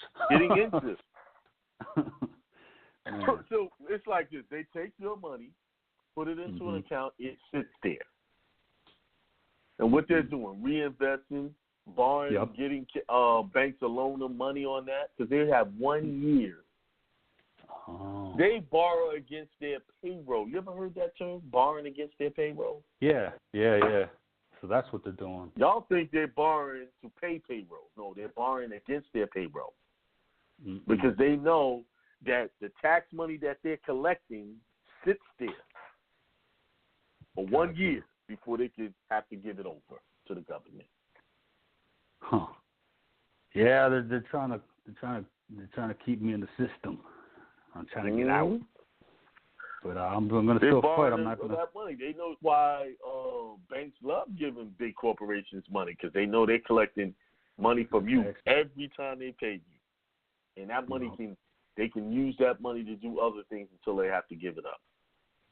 Now, how would it work? It's a rolling thing. When you do the nationality, and do you have to be when you do the nationality, out of the system? You become a Moor, you come out of, because now you're doing it under religion. It'll be easier for you to come out of that system because of religion than trying to say all the other stuff. Got you. Okay. Well, at least I got another way. Now. Actually, you could do that. See, I haven't really taught anybody how to do that. You can actually do that now. Yeah, you spoke a little bit about it. Yeah. Yeah, you can do that now. Remember, anything you do, and the Constitution supports that. Anything you do in a religion, they have to respect. Now, do you have to be, what do you call it? To do it as a partnership, and have your own company name and put it under a religious kind of thing like that? Yeah, you can do that. You don't have to do a partnership. You can just set up another business under your EI, under your 9-8 number, and make it a religious association. Okay. All it has to be is a religious association. Don't have to have a 501c file. All you have to do, this is a religious association. They can't touch that. Okay. Cool. All right. All right, man. Thank you very much. All right, peace. Peace, man. All right. 731-343. Peace to the gods. Peace to the God. What's going on? Man, nothing much. I came, man. Just listening in. Actually, was down here at the Delaware checking the new TCAs out, the Tennessee Code Anointed. Or whatever. Yeah, the TCA. I know I always say the last word wrong, but I was actually checking in on what he was talking about. Basically, how to set up the state, because I was checking out they got it in the miscellaneous section about religious associations, and they got the Massachusetts Business Trust. That's the one that they say is an unincorporated business association. So I'm thinking about rocking with that. But I also had a question I've been meaning to ask you for about 3 weeks. I just ain't been able to get you on the phone. What's the best way to go about contacting you about the whole the whole license situation? Is it best to just jump in the membership and just work it out? No, I ain't going to talk about that. I don't even talk about that in seminars. That's the only time I talk about that. Okay. So I was wondering, did I need to get a consultation with you about it? No, I won't even do it in that. Okay. So I just need to find one where you all part of the nationality thing. Oh, okay. So it's working like that. Okay. I was just wondering because they've been putting out new documents and stuff. Like they got one for our state, and I thought it may be real old, but I thought it may be a result of the information that y'all been dropping. They got one about, it's basically like an affidavit you saying that you don't have a social and you use that. And I was tripping about that. And I was going to send it to you, but I didn't know your email. I thought your email was hindsight 2020 for some reason. I don't know why I thought this. No, that's That's the Blog Talk. blogtalkradio.com/hindsight2020. But my email is hindsight1027@gmail.com. Yeah, I heard you just drop it. That's why I said, because I was going to send it to you and see what you thought about it, because I knew it was going to be a minute before I'd be able to. I'm not sure what you're talking about. Who wrote this affidavit? If somebody else wrote it or this? No, it's a state of Tennessee form. Yeah, it's like it's called DL affidavit, and it's basically you're swearing. You're basically swearing saying that you don't have a social. You don't have a social because they can't deny you from getting a license without the social and shit like that. Really, no state can deny you without having to give it a social. That's all special law that they added in. Right. You need a social for to get a driver's license. And see, that's why I'm saying I feel like y'all putting pressure on them because so many people using the Constitution. Because we have in our Constitution that we can have arms, but they can regulate the wearing of it. So they changed the law because somebody sued them and used the Constitution. So what they did was they passed the law beginning of last year, that you can have a weapon if you was like in the car and the car was yours and the gun was registered to you and all that. So they're basically like doing little shit because people using the Constitution. You see what I'm saying? Right. Yeah. What's so the name of the I form? DL what? It's DL. Let me see. When you download it, it says Tennessee. It says driver license affidavit. Because it's basically an affidavit. You got to get a notary to stamp it and everything. But if you Google Tennessee license, no social, it should come up. Because that's how I came upon it. Just researching it. Let me see. I got it downloaded. Let's see if I can pull it up real quick. See what it's called. But yeah, it's basically an affidavit. You print it off. You got to get it notarized. And if you come in there with that, they'll give you the license. That way. So they just. That's what I said. I feel guy that every state should have that. That's really okay. When you download it, it says SSN. So that's the social affidavit PDF. That's what it says when it's downloaded. It's basically an affidavit. You saying that you've never been issued driver license insurance division. That's where it comes from. The driver license insurance division, Tennessee Department of Safety. You're basically swearing that you have never been issued a Social Security number from the United States government, and it's an affidavit, like I said. Now, will they try to come get you about that? I don't know, but like I said, I think they just trying to give you your way without you knowing everything. You know what I'm saying? Trying to hold on to their slaves, right? Pretty much. Yeah. So I didn't know if I needed to use it because I was like, okay, let me holler at the king before I just do it. Because, I got the that form is, if it's saying what you just said, you're saying that illegal never got a social, and you're swearing that you never got one. Yeah. Under perjury, under the threat of perjury. I'll let on there. Right. I wouldn't fool with that form because you already know that illegal got one. Now, if you do the renunciation, get your birth certificate corrected, right? Right. Get it corrected. There was no social issue to that new name. Right. Because you done took control of it and removed it. That's pretty much. If you want to get a license, that's when I would use that for. Right. Nah. I'm gonna keep it real with you. I don't want one at all. I just know it's gonna be a minute before I get my bread up to get my private ID. You don't need one. If you got your name done, your injunction done, you got all that taken care of, then you don't need a driver's license. The reason why you can talk about driver's license because I know there's some people that got jobs that require it. Right. And they can't just walk off their jobs. So when I go over that in the seminar, I'm showing you how to have that and be listed as a Moor. on that. And they can't force you to do, be anything else other than that. Right.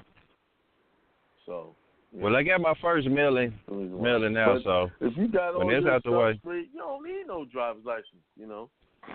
Some people don't have a trustee that they can trust when it comes to insurance for their cars and stuff like that, and not everybody. This is a process of going private. So right. If you're gonna still be in the system, at least try to get all your documents listing you as a Moor and not a U.S. citizen. See what I'm saying? Right. Now they had a interesting form. I wanted to just tell you about real fast. When I became a manager at my other job, they wanted us to reapply. So they was using a different system for the application. It was interesting. When it came to the racing sections and stuff like that, they had, of course, they had black, white, different stuff like that. But they also had, first they had the 5 recognized Indian tribes, right? And then they had or one of the several indigenous tribes to the Americas. So that's the one I clicked on. I never seen that one on the application, on the work application. That was using a certain company. Yeah, they could bring a felony charge if you use this form. Yeah. That's what it says right at the bottom. They just charge you with a felony if you say you never got in, because remember, you're going there as the illegal. Right. And you're saying that it never had a social. Yep, and you're going to have to have. Would not be true. And you're going to have to have your birth certificate for identification. Absolutely. You're going to have to. And that's how they make you a U.S. citizen, that birth certificate, right there. All right. All right, man. But y'all, like I said, I'm still studying, man. Checking in. Peace to the guys. Appreciate everything y'all doing. All right, peace.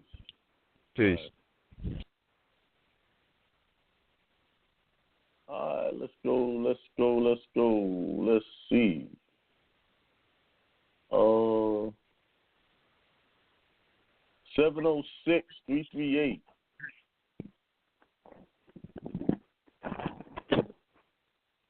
706-338. Peace to the God. Peace. All right, peace. How can I help you, man? What you got? I'm just listening in. I'm just listening in. Okay, you seem like your hand was up. All right, I'll keep it moving. All right.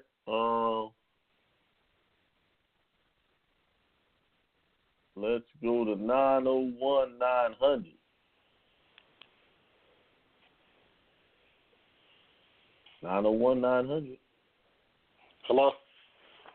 Hello. Peace and God. Hey, am I on? Yeah, you on, man. You live. Hey, okay, I got a question. When it comes to child support, I had filed an injunction and a rescission letter. Is that the proper way of is that a proper remedy of getting rid of child support? That is a proper remedy depending on what stage you're in. I don't know where you are, what happened, were you paying? No. Let me ask you a question. Let me ask you this question. Did you already get determined that you had to pay child support? Did they judge against you or rule against you to pay? Well, what happened was yes or no? Yes or no? Were you required to pay child support at one point or another? Yes. Okay. So the injunction will not work because you agreed to the contract. What you have to do is go in and open up the case and rebut everything that got you into child support, like the letters they sent you to bring you to court, all of that stuff. You got to go fight it like the case. It's just not going to stop it like that. Say it again. I did a rescission letter. You did a rescission of signature, but that's one of the things that you got to do. But there's other things you got to do. You got to take something like they sent you a notice to bring you into court, right? Am I correct? For a hearing. Well, no, they didn't send a notice to bring me to court because when I went with the child support, I ended up putting myself on child support because I was ignorant to the fact that it didn't have nothing to do with me getting visitation as far as seeing my child, and I didn't know that at the time. I didn't really know, so I put myself on child support. Yeah, so I messed myself up. Yourself on child support. Yeah, you did, boy. You stepped into some big shit there. But then I think I was going to go in there. I know the thought. I've had that thought before. I never did it, but they don't give a damn about you seeing your kid. They just want that money. Yeah, so another thing that happened, though, I just got the sheriff in default on the injunction. And the FBI, the regular injunction, right? Yeah, so the FBI actually came and paid me a visit. That's not unusual, but what did they say? Yeah. You say what? Mm-hmm.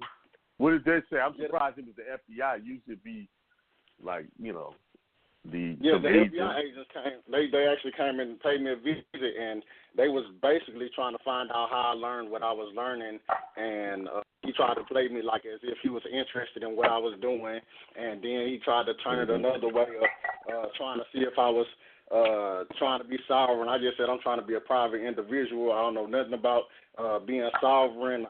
Then he asked me about doing commercial liens on government officials or whatever, and I was told my intentions are clean. I come in peace. I'm just trying to be a private individual. Right. It wasn't know if you about to put a lien on somebody. Yeah, because I got the sheriff in default. Okay. And so that means your injunction work. If they come to knock on your door, it works. Yeah, he tried to tell me though. I asked him before he left. Before they left, I asked him, I was like, so am I on a do not detain list? He said, I can't answer that question. That's a state matter. I'm federal.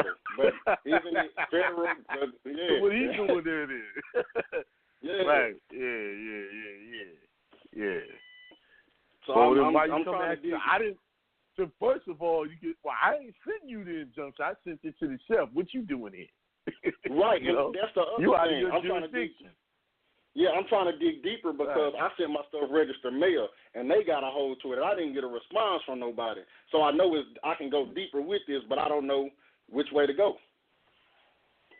Well, once you do your 3 mailers and you default them, you're done. It's done. Okay. Normally you don't get a response, and every now and then you do get one. That's the first I've ever heard of the FBI come. Yeah, he showed me the badge and everything. I had to look at it twice. He showed me the actual identification. Mm-hmm. You didn't let him in your house, did you? Well, it caught me super off guard because my wife actually let him in because I run my business out the home, and I thought it was a client. So when I came downstairs, I got you, brother. Yeah. Yeah. I told him, hey, let me talk to y'all. Y'all go on outside. We'll talk out here at the door. Never invite them in. Yeah, so I ain't like even going on the level. I don't want a contract. Yeah, I ain't even going to the level. I don't want a contract or none of that or whatever. So I go myself accordingly. You said exactly what you needed to say. So what do I need to do next as far as this child support situation? Because I'm really trying to get this taken care of. Okay, you got to pull up the. Well, you did a rescission of signature of the contract. How long ago you did that? I did that. It was about, I would say about a month ago. But then I sent them the injunction as well. The Department of Human Services. I sent them the injunction 3 times as well. All right, you got to put it in that file too. You say what? A court case. You got to put it in your court case. Now, what you got to do is go back in a file where you open up the child support case. You got to put in that rescission and signature on the record in court, and you got to go and just do a statement to support your rescission of signature. Why? Whether you're going to use religion and all of that stuff as a reason why. So you did the right thing with the child support injunction, and you did the right thing with the rescission of signature, but you got to go a little bit further with it. Okay. And to make sure that because you're going to have to hit all the points that got you in the child support and undo everything you did. Okay, so I'm actually going to have to take them to court. Yes. Just like you went into court to get it, you're going to have to go back to court to undo it. Or you can just do the GSA bonds on them. GSA bonds. Get it, guys. GSA bonds. Brother did that earlier this year in January. He was very successful with the GSA bonds. Jonah Bay did it. That shuts the whole child support case down permanently. Okay, the GSA bonds. Okay. I'm actually new to actually listening to you. I normally listen to Yusuf L. How would I set up a consultation with you? Go to AkiemL.com, AKIE, and you'll see my consultation page, and you can set it up right there. Okay. Yeah, because I'm gonna end up getting a consultation with you because I have some other questions. Yeah, I've had very good success with several people shut down their child support. Plenty. Okay. So, yeah. All right, bro. All right. Thanks for listening, man. Appreciate it. All right. New listener, welcome to the Hindsight family, where there is always remedy. All right. So the 216. All right, bro. All right. 258. Yeah. Turn the radio down, please. Turn your radio down. Thank you. Man. I got it down, Akiem. Okay. You all hype, you all hanky, but you know I ain't gonna never give you no extra accolades, right? You don't have to. Yeah, I know you're not going to do it. You know I wasn't going to give you no extra accolades, for real. Okay, listen, Akiem, here's the deal. How do I get car insurance without the social or driver's license? I didn't put the stuff in the trust yet. I didn't get the stuff in the trust yet. But I know I can get it car insurance under the trust thing, but I haven't put it in the trust yet. So is there another way I can get car insurance?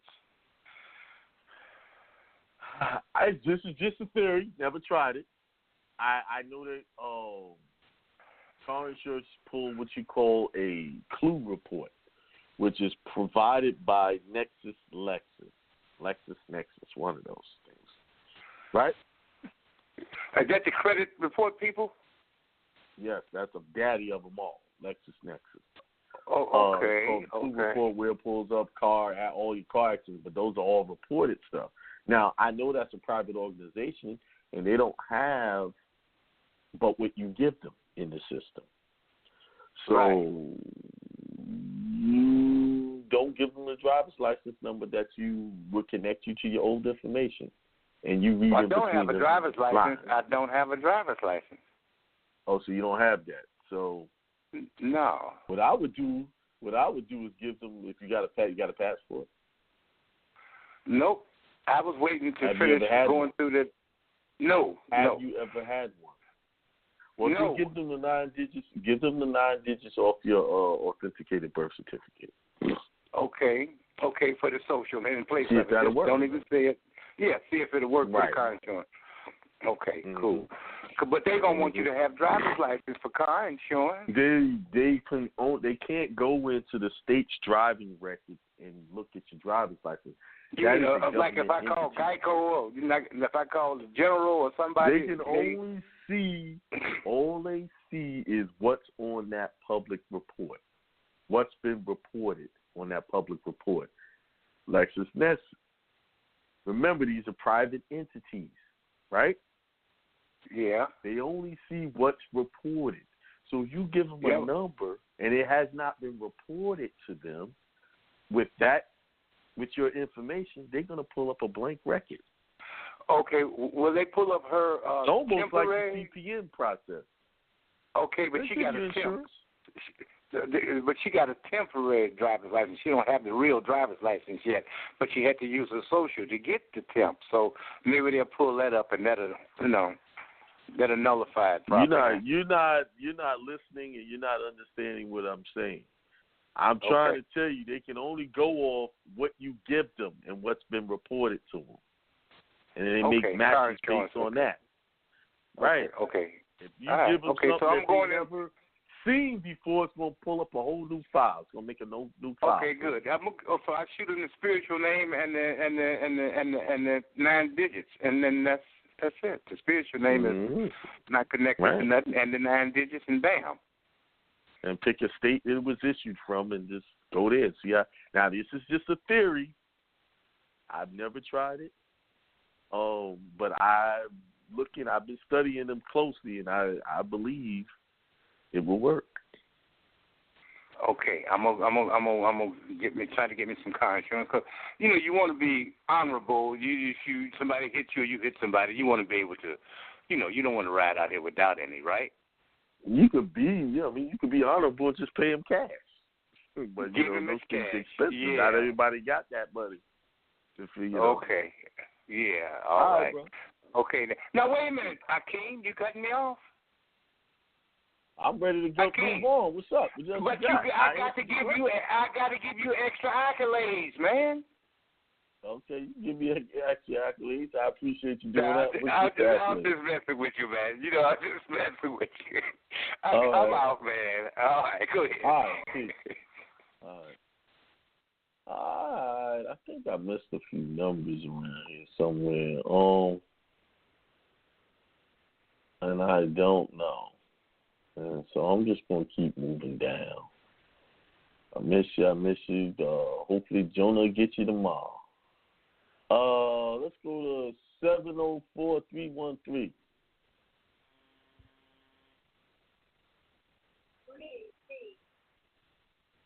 Peace. I can barely hear you. Can you hear me better? Peace. Yes, I can hear you a whole lot better. Awesome. Greetings. I am so glad that your voice sounds very familiar to me. Yes, it's Sister my aunt. Peace. Oh, how you doing? All is well. Prosperity. Good, all good. is well. Listen, I'm glad you touched on the topic. Well, I'm glad you touched on the topic tonight. Because I homeschool which topic? my boy. I'm trying to see which one we go. Education? Okay. Yes. Yeah. And I homeschool my boys, and I'm connected to, a community of homeschoolers. And I went home this past week, and I was talking to some of my family members, and they had the same concerns I had. That's why I pulled my sons out of public schooling. First and foremost, I feel as though they should never integrated schools. We should have been separated and stayed separate. And now the children that are still in public schools are still missing out on the key things that they need to unlock in order to survive the matrix that they're in today. So my cousins were saying that she received a letter from the school that her son has been late to school too many times, and therefore they're counting them as absences. Right. So they're going to try to take her to court. They're going to try to make a case. They're going to try to deem her as a bad mother because, one, her car is broken, and it's hard for her having 7 children. Hard for her to get, all the children there on time. They may miss the first or half of the first period or whatever. So I was trying to explain to her that we give them the authority for them to act that way in reference to our children. When you sign them up in school, you sign up to follow those rules, Indeed. So we need to take that power back. But then she says, well, she doesn't have the patience nor the resources to homeschool. I understand that, and that's one of the barriers of a lot of women. All right. What do you mean that you don't have the patience or the resources?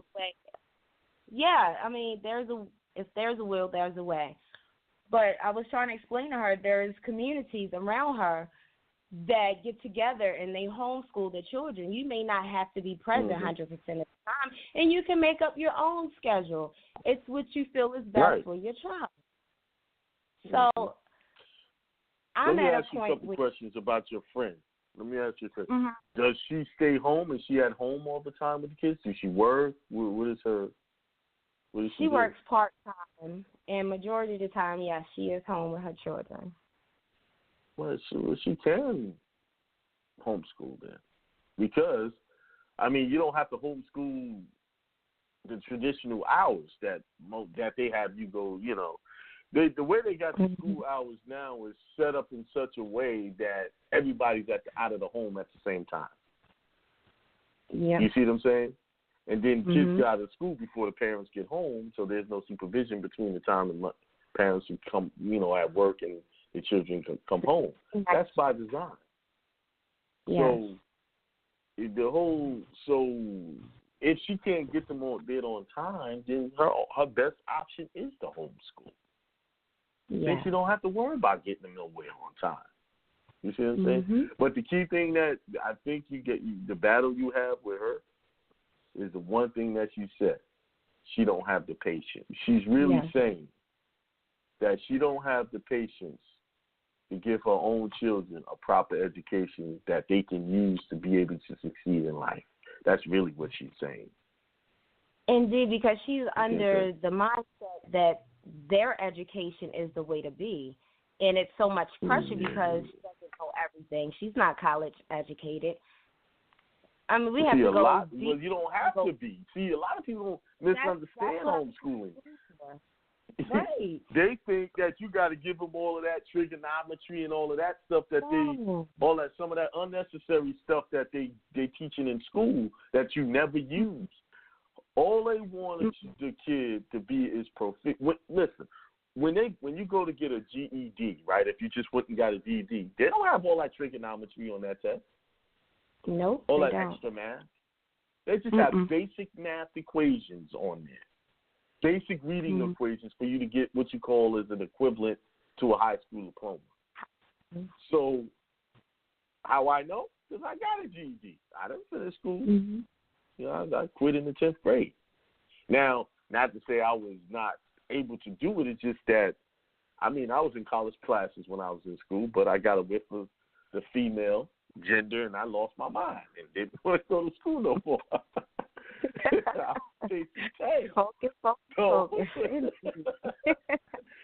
So that's what got me out of school, but I was a nerd in school.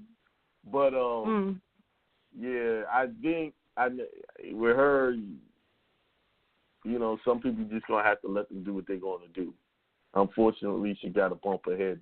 Maybe she had to go through the whole court process to want to do something different. And that's unfortunate.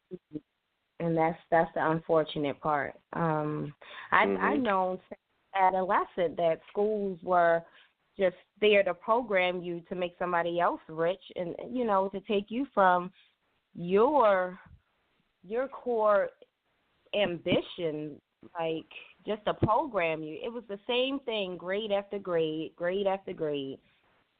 You learning nothing different. So, I mean, I give thanks for place and time and having the patience, the energy, and creating the resources to do what I am doing right now in homeschool and, you know, cultivating my young gods and, you know, their minds.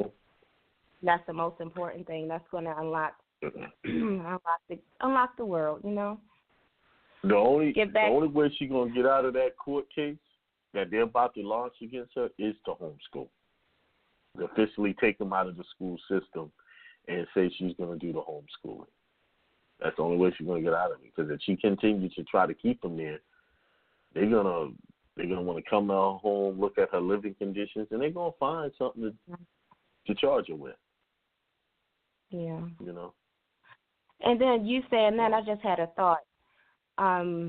If she does the separation of public school, what is it, the state form, where you fill out and to inform them that you're going to homeschool, they also have an option where you do part-time. Would that benefit her too?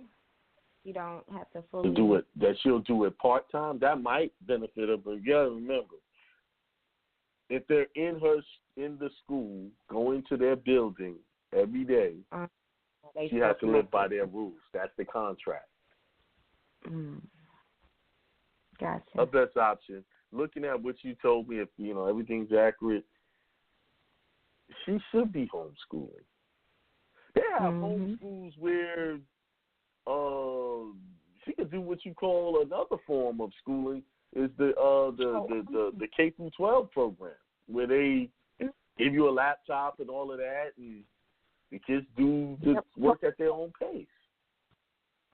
It's all forms of homeschooling, you know what I'm saying? And they just do everything on the computer. She just got a misinformation on what homeschooling is. And unfortunately, it's going to be hard for you to convince her. You know why? You're black. In her mind. In her mind, you're black. So she ain't going to listen. But I'm talking about what her mind sees. Indeed. I'm speaking from her mindset. You are just another sister, and what you say don't mean nothing. You know what I'm saying? Right. So. Right. Yeah. Right. Agreed. All right. Agreed. Well, I give thanks. Peace and love and prosperity. All right. Okay. All right. Good talking with you. All Indeed, it was. Peace. All right. Peace. All right. Let's go to, what time is it? All right. Time for another break. I got to take another break. North Carolina in the house. I hope they show out this coming Saturday. I'm going to take a little break, come back, and get the rest of the callers. Matthew and I were discussing some of the things about why you discounted on a subconscious level some of the things that have happened, because absence of evidence is not evidence of absence. And he said something very profound. For an Australian, this is heavy-duty shit. But he said, I decided to do it, even though it was stupid, I decided to do it. Stupid meaning follow the process to an intellectually bright guy who's an engineer. And see, you won't. You see, you'll figure out a better way. And he followed a stupid process that works and has been working for 45 years, 20-some years before when I was doing it, and 22 years since I've been coaching. And he called it. He wasn't trying to be insulting or anything. He says, I just decided to follow this, you know. How did you say it? Instead of trying to be smart, I would just try to be stupid, shut that part off of my brain, and just do it. And what happens? He did it. And that's why it's hard for the YouTubers and all the other, because you can't dumb down. You will not believe that it's easy. You can't, you won't. But he put it very succinctly. He just dumbed down and shut off that part of his brain and just followed the steps. You don't need fucking case studies. You have a fucking template. You have a motherfucking script that a fucking monkey can read. That Alex wants a fucking case study because he wants to know the shit behind it because he's stupid. And that's why he's fucking poor. You don't need any motherfucking case studies. How many fucking times do I have to say? You have the fucking script. I said don't change a fucking word on the script. Not a comma. If it's got misspelled fucking words, send it out misspelled. The last thing you fucking need is a fucking case study. This is why you're fucking poor. This is why the cocksuckers watching this on YouTube are so fucking poor.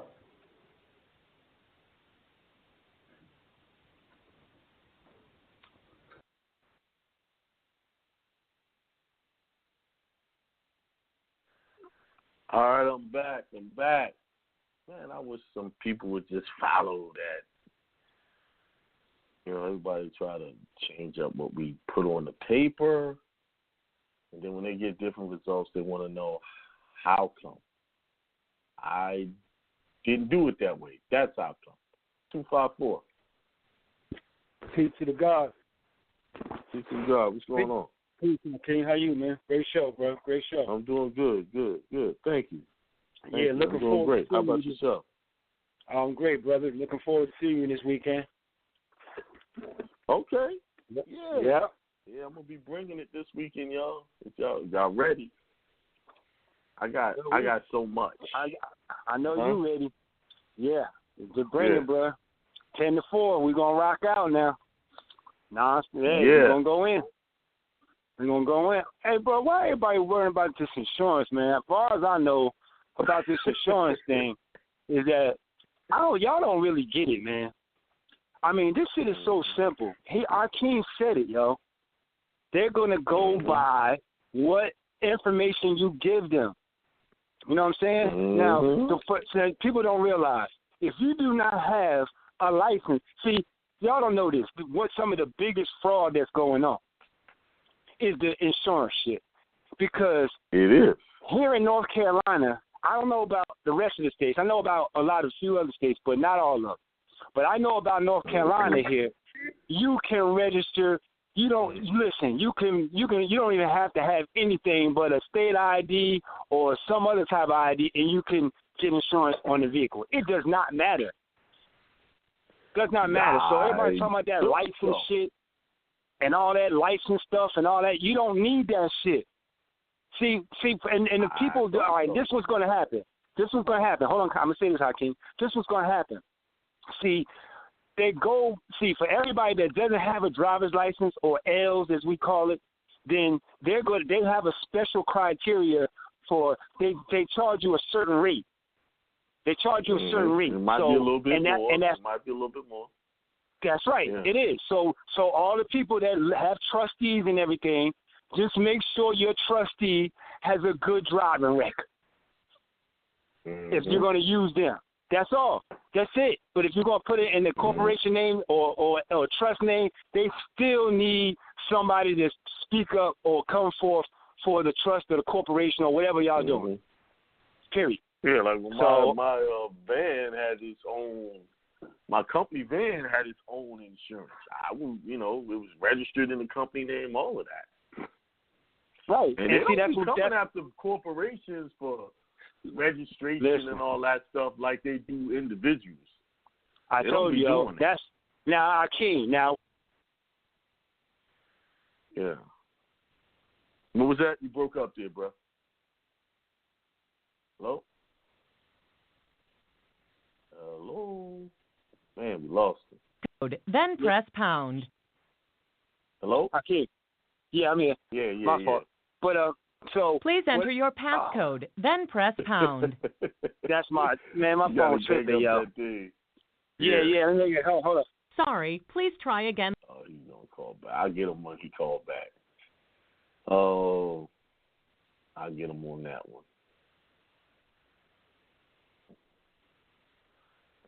So while he's calling back, I'm going to get somebody else. 240-619.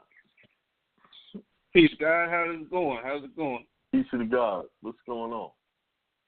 Nothing much. Great show you dropping. Always appreciate the info. Appreciate you. Yeah. Thank you. What's going on, bro? What you got? Nothing much, man. I was talking to your son Friday. And, I was telling him about when I was talking to you last time, how I shut down the lawyers where we actually agreed on a term. I hit him with a third-party debt collector letter. We agreed on an amount, and I called him back, because I knew we had the payments coming up, but I didn't know what day it was. So, I called him. I was like, I can't remember which day it is, but I wanted to call beforehand so you can't hit me with no first payment default, right? Right. Now, he told me, I figured you was the type that would have called me and hit me with a settlement, and we would have settled on that. So, of course, I was like, okay, let me check my funds and see what I got settled, and I'll call you back and see what we got going on. So we settled on the amount that we settled from court, from not going to court, settled on that for went from $52 to $37.50 contingent on the first payment.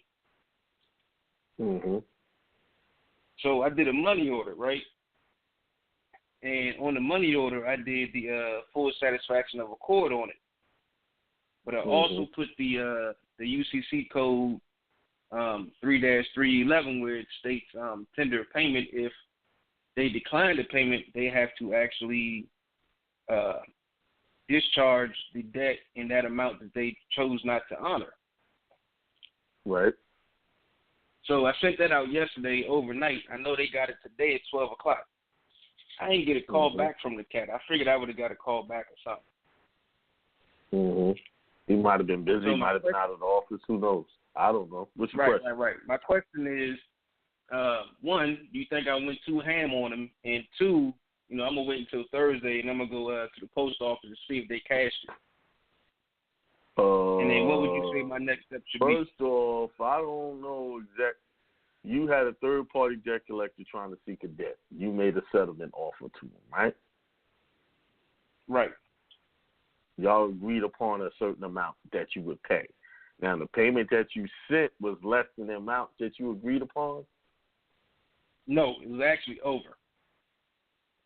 It was over the amount that you agreed upon. Correct. So you did a full satisfaction. You guys came and had a meeting of the minds. You gave him what y'all agreed upon. Right. All the extra stuff wasn't even necessary. Well, y'all agreed. Did you get that in writing? Yes, absolutely. Okay, so absolutely. If you did what you guys agreed to do, it's a done deal.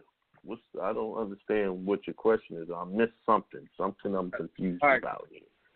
Why are you even asking me this question? It's my confusion. All right, I'm gonna bring it in. The middle part you missed was we settled on $5,200 with monthly payments, right? 20 payments of $258 and change. Okay. Month by month. So when I talked to him, he was like, I didn't take you the type to actually, send in month by month payments. I was like, well, I'm really not trying to do month by month payments like I told you before. I planned on, without going over that whole story again. You agreed to pay the man $5,200, right? And how much did you send him? I just sent him the installment payments for the $5,200. I just asked you. So you sent him one installment payment, and then you put in full satisfaction of the claim. Tendered this full satisfaction. Then you put the UCC codes on there, right? For the first payment, is that correct? Right. Correct. All right. First payment. Your problem. He may or may not accept it. But even if he accepts it, you're probably still going to lose. Here's why. You made an agreement with him verbally over the phone. He sent it in writing. You agreed with that payment. And now you're trying to come up with another agreement. So you're going to have a hard time fighting that in court if you have to, because that's what's going to happen. You're going to go to court and try to fight that and try to win that. If you want to win it, you're going to have to take it to court because he's not going to honor that. Right, that's basically what my question was, because when I called to talk to him, we made another agreement off that $5,200. Right, we made another agreement, but was the amount less than what you was supposed to pay, that you just paid? Yeah. Back to that question again. Yeah, you put yourself into a verbal contract because you know they're recording the calls, right? So Correct. if you go to court, he's going to play that call. You're not going to win. I don't give a shit what you put on that piece of paper. You're not going to win. Because you got on there and you wasn't put, that's not even how you do full satisfaction. Everything's done in writing with full satisfaction. You don't make phone calls and make deals with them. You just send them all of that. I got you. No. I got what you're saying. Did I miss something else? What are you saying? Yes, I got what you The verbal agreement was a different lump sum payment for the settlement, but it was contingent on the first payment being made. Right. So that's why I was calling. It was contingent on the first payment being made. So the first payment being made, I did, I put full satisfaction on. That's what I was asking about. Brother, he's not going to just take that one payment, and you're going to lose in court. Oh, gotcha. Because you made a verbal agreement with him over the phone to give him a certain amount based on you making one payment that first payment, then he'll take the lesser amount. You know, that you agreed for before. You're not going to win, bro. Hey, no doubt. That's what I called in for. You're not going to win that. You wasted that. That wasn't how you do full satisfaction. You might want to go get that full satisfaction and claim webinar. We show you exactly how to pull that. You know, courts don't like the full satisfaction of court game, as someone put in the chat. I know they don't. But you have to dot all your I's, cross your T's to even win that.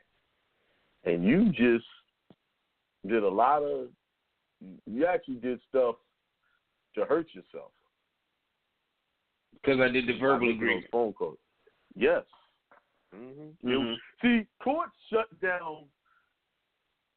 Most courts will shut down court of satisfaction by saying there was no meeting of the minds. You had a meeting of the minds.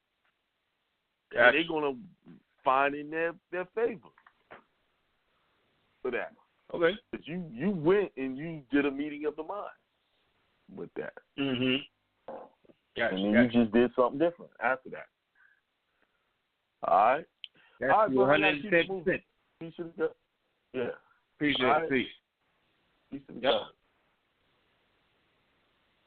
Yeah, get that full satisfaction webinar. You'll understand it better. Oh, let me go back to this brother. We lost him here. Peace, God. Peace, God. Well, we lost you. Sorry about that. I don't know if it was me or you. Yeah, I cut appreciate off. you. I'm apologizing. You hung up. No, I had to, bro, because I was connected. What happened? My voicemail, my cheek hit it, whatever, and it connected and it merged the phone together, the calls together. So that's what happened. Got you. But but yeah, guys. So yeah, now, what is your understanding of why possibly? Well, we know we're quasi. We know we're still quasi. For those that are not out, for those that are out, y'all not quasi. That's peace to y'all. But for the ones that do have that, even the ones, and have been, let me clear it up. When you get your order done for nationality, that's what you're talking about, nationality. Yeah, true. Okay. When you get your order done, you're still quasi even when you get that order because you still got you ain't do that IRS yet. Yeah, right. Yeah, the IRS form and so on and so on. And a whole bunch of other stuff got to be done.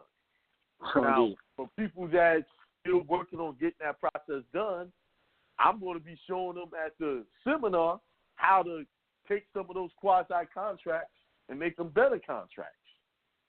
You see what I'm saying? In the meantime. You know? That's peace right there, guy.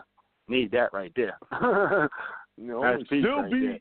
In the system, but it won't be as bad as it was.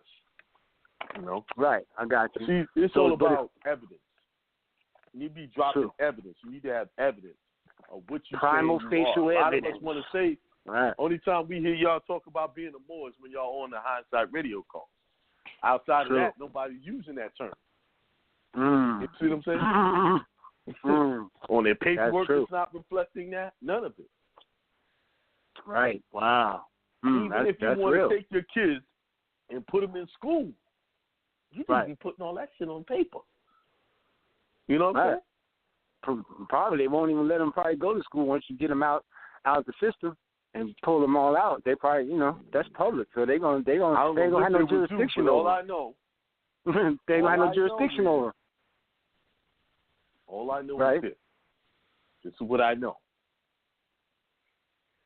In these different states that had special provisions for Moors or Indians, that's what it said, meaning that in their laws there is special provisions. We just ain't tapped into it because we stopped using those terms. Sure, indeed. We stopped using those terms. Right. You see what I'm saying? And that's basically, in a sense, God. It's like the treaty.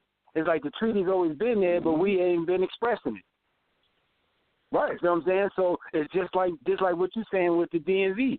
It's always been there, but we ain't been exercising it. We have just left it alone and abandoned it, but it's still there and it's still operating. We just ain't using it.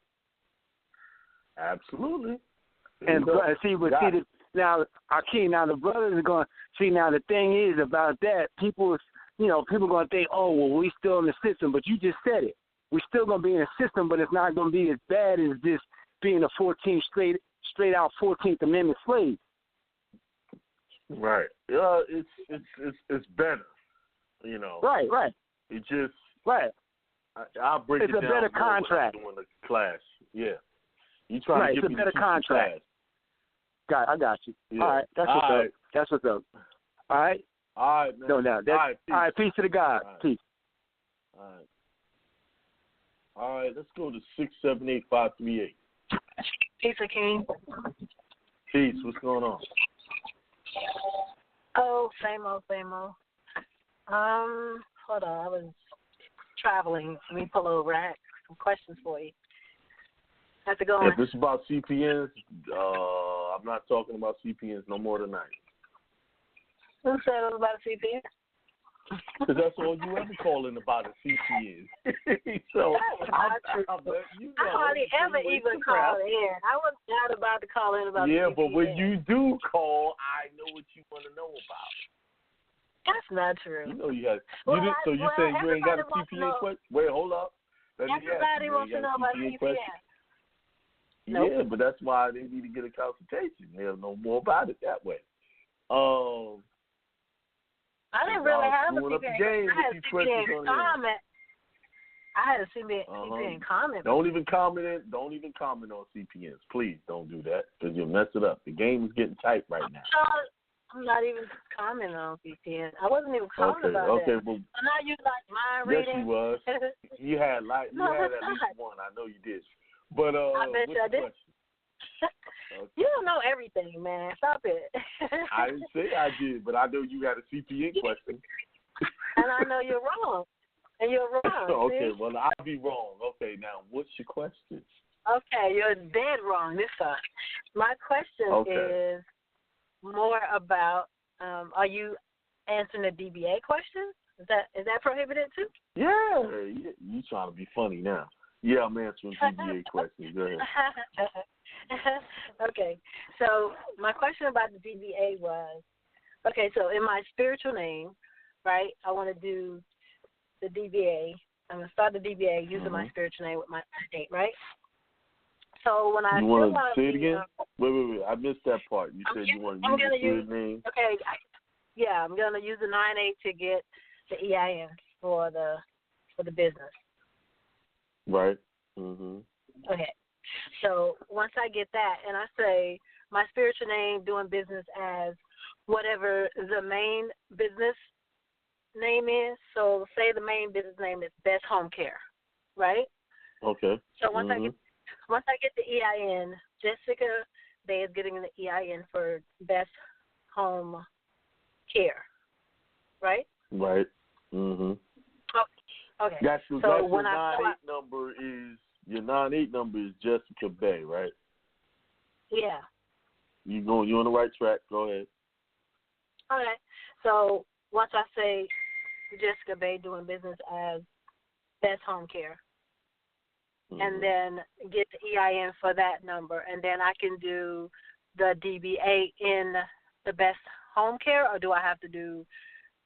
The DBA would be Jessica Bay 9-8. Well, that's the trust doing business as, or Jessica. You can just say Jessica Bay doing business as your home care business.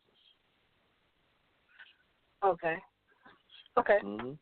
So then, and then on that, when I do the assumed name form for Carolina, do you actually have to have a Carolina address to do, like if I'm doing business in Georgia, I gotta have a registered agent in. Okay, I can use a Georgia address. Yeah. Because I was asked that question, I was like, I'm not sure. You register businesses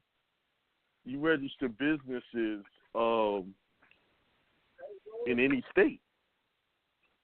Okay. You could have a foreign address from the state and register it there. Because businesses do that all the time, so that, like, say if it's a big multi-corporation and they don't want anybody else using their name, they'll go and buy up all the names in every state. Gotcha. They'll register all the names. Yeah. Okay. Also, I have another question. I have this. That's my somebody's phone. tab. Yeah, that's my tablet on. Oh. You got a lot of background noise there. Yeah. Hold on. Okay. Hold on. Okay. So this. Then I'm trying to do a public business. It's a home care business, right?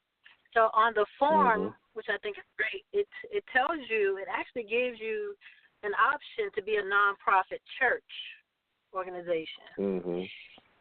So I would. You got to register as a 501c3 to pick that. Check that. But it doesn't really. But it doesn't say that on this form. It doesn't say. It doesn't say you have to give them any type. Well, maybe. Well, try it and see what they ask for. You got to. They might want to see some articles of from your nonprofit to show. You got to remember, these people don't. You could be a nonprofit and not be registered as a nonprofit. But you got to remember, you're dealing with peons. They don't know the difference. Right. I got to read that whole governing thing again, but I was looking at it because it gives you the option to be a church. What you want to set that up as is a religious association. So that they don't have to worry about taxes. Yes. So they don't have to worry about its taxes. Not so much the nonprofit. It's, you say it again? It says nonprofit, but at the end it says other specified. That's, you put other specify, you put religious association. Okay. So you want that on there because when the IRS come looking, you want that to say that. Right. And so and then when I make it a religious association, I just go ahead and do my own declaration and all that, write it myself, and then that's what I give them for for my articles. Okay. Right. And then I have another and then it had another section that said governing body, right? And it says ownership information. So, and it says name of legal governing body. So, I'm wondering if I use Jessica Bay as the legal governing body, would that be appropriate? Because I would also be. Yes. Because that's the one that created it. Jessica Bay would be the one that created it. Yes. But I would be standing in as Jessica Bay. So what they're saying is, as a governing body, I would have responsibility of making sure business is run properly. So I just go in as Jessica Bay as opposed to. A governing body could be another business. Oh, okay. That's what I was stuck on. I was like, does that actually have to be an individual, or could that be just an entity? It could just be an entity. Yeah, it could be an entity, yes. Okay. You got to remember all of its entities. Yeah. And do you think, like, so if I use Jessica Bay as the governing body, but as far as, like, because I have a license under my Inlegas, could I be, like, you think I can go between being Jessica Bay and Jessica the straw man in the public, using my public? Well, you put that straw man on that business. You put the straw man on the business. Now you just made it public. No, I wasn't gonna put the straw man on the business. I was just gonna make the straw man an employee of the business, one of the employees, because it has all the credentials. You to be but if you do that, use the estate number. 1099 employee, not an actual employee. Where I was gonna make definitely. Yeah. No. All my employees gonna be contracting. It's gonna be all contracting. So that means you can get an EIN. It could be I wouldn't even use the estate number in that case. I would create another EIN at Jessica with your, I don't want to say your whole name, your real name. Right. Jessica, whatever your real name is, and get an EIN number for that through the 98 number and use that for 1099 purposes. So what you're doing is paying that entity. No. Well, okay. I hear you. When you pay that entity, you're paying it through the EIN you created through your 9-8 number for Jessica, whatever your real last name is. Right. Okay. Gotcha. You see what I'm saying? So that's yeah. an EIN number that's private and it's not connected to your social. Right. But what you say when I get the one that's attached to my Inlegas, I also get that through the 9-8? Or just let my Inlegas get its that's own what I EIN? just said. Okay. Let me start I didn't hear you. When you employ you're not really employing your Inlegas for the sake of this conversation. Because the Inlegas is what? That name plus the social. You're not doing that. What you're doing is you're gonna go get an EIN number, but you're gonna use the Inlegas name, but you're gonna give it its own EIN number. You're gonna set it up like a business. Gotcha. Right. Gotcha. So you're gonna say, whatever. That's gonna be a religious association too, and you're gonna pay that entity.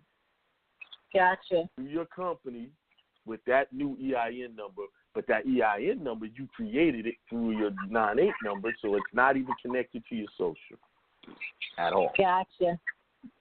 So you're getting paid money to the company. Therefore, the company is paying your newly formed entity. Everything's through the 9-8 number, and nothing's going back and connecting to the social. Got it. Mm-hmm. Got it. Sounds good. Okay, yeah, I was trying to put it together like that to stay private, but I just couldn't get me in the picture without doing it with the social. Okay, got it. Just to make it easier, once you create the 9-8 number, now every EIN, now you're going to create through this 9-8 number. That's going to be the responsible party, and you could have 10 Jessica, whatever your real name is. Right, and have 10. Yeah, you know that, right? Exactly. And you can have 10 Jessica Days with new EIN numbers, and all of them are getting paid somehow, or doing commerce. Yeah. Just comment. Yeah. Oh, cool. All right. Okay, that was my question. All Appreciate right. you. Okay, got it. All right. Got it. Okay, bye. All right. All right, 503-890. Oh, shit. Sorry. Can you hear me? All right. Yeah, I can hear you. What's up? Peace. Sorry about that. Peace to the God. No problem. I got a quick question, and I love the answers you gave to that last one because that really helped me out a lot. But my question is, what's the difference between the estate and the Inlegas? I'm kind of confused on that. The estate. The Inlegas is your actual name that's on the Social Security card that has a Social Security number. The estate number is also an Inlegas. Also, it's an Inlegas, but it's a different type of Inlegas. That number is a number that wasn't created through the Social Security Administration, whereas the first number, which is your Social Security number, was created through the Social Security Administration, was given to you around the time of your birth or after, a short time thereafter. That number was created for their benefit. So anytime you use it, you're going in at the 14th Amendment, and they can control it, they can tax it, everything. But the estate number is the number you go and get, and you start using that in commerce. You use it as a CPN, you may get credit with it and things like that. So is that what you just described to the lady that was just on the phone? That's not quite, because we weren't really talking about the estate number. We were talking about her 9-8 number, her foreign EIN number, and her setting up a business with that and creating EINs through it. But they are all what you call CPN numbers, meaning they're all numbers except for the 9-8 number you can use to get credit with. And what we teach here is to use a number that they did not give you for credit, for any type of commerce that you're doing. So the estate number is really what you're doing with your state number, you're killing off the illegas the way they created it and creating a new illegas to do commerce with. So you're using the your illegas name within the state number? Is that what you're saying? Yeah, it's going to be the same name. The name's going to be the same, just a different number now. Yeah. You gotta remember, okay. That's kind of like what you just said. You just said. Okay. Yeah, that's what I said. But I told her to make an EIN, not in the state number. Because that's not the same thing? The statement, they're not the same thing. EIN is an employer identification number. And the state number is what, when someone dies, actually on the normal way they do things, when somebody dies, to administer their estate, they go get an estate EIN number for them. So that they can finalize all of their accounts and then disperse any funds that they have in their bank account. They have to create a whole new entity now, which is the officially, the illegas is already dead, but now it's officially dead. So what? When you got an estate number. The best thing to understand what we're talking about is the estate number webinar. I think I have it on my website. That's estate number webinar. Shows you how to do that. Plus, we did a show back in December on the estate number. That'll help you understand what you're doing with the estate number. The whole purpose of the estate number is to kill off the number that they use to trap you. Now you're using a new number to get out of that trap and start doing business with it. I see. You see? Okay. Yeah. All right. Well, thanks a lot, and I really appreciate the show. I really appreciate the show that you did earlier today, man. That was fire. All right, thank you. Appreciate you. Thank you. Peace. All right. Peace. God, man. All right. 47743. Last call for the night. Peace to God. Peace, Jake. All right, peace. What's going on?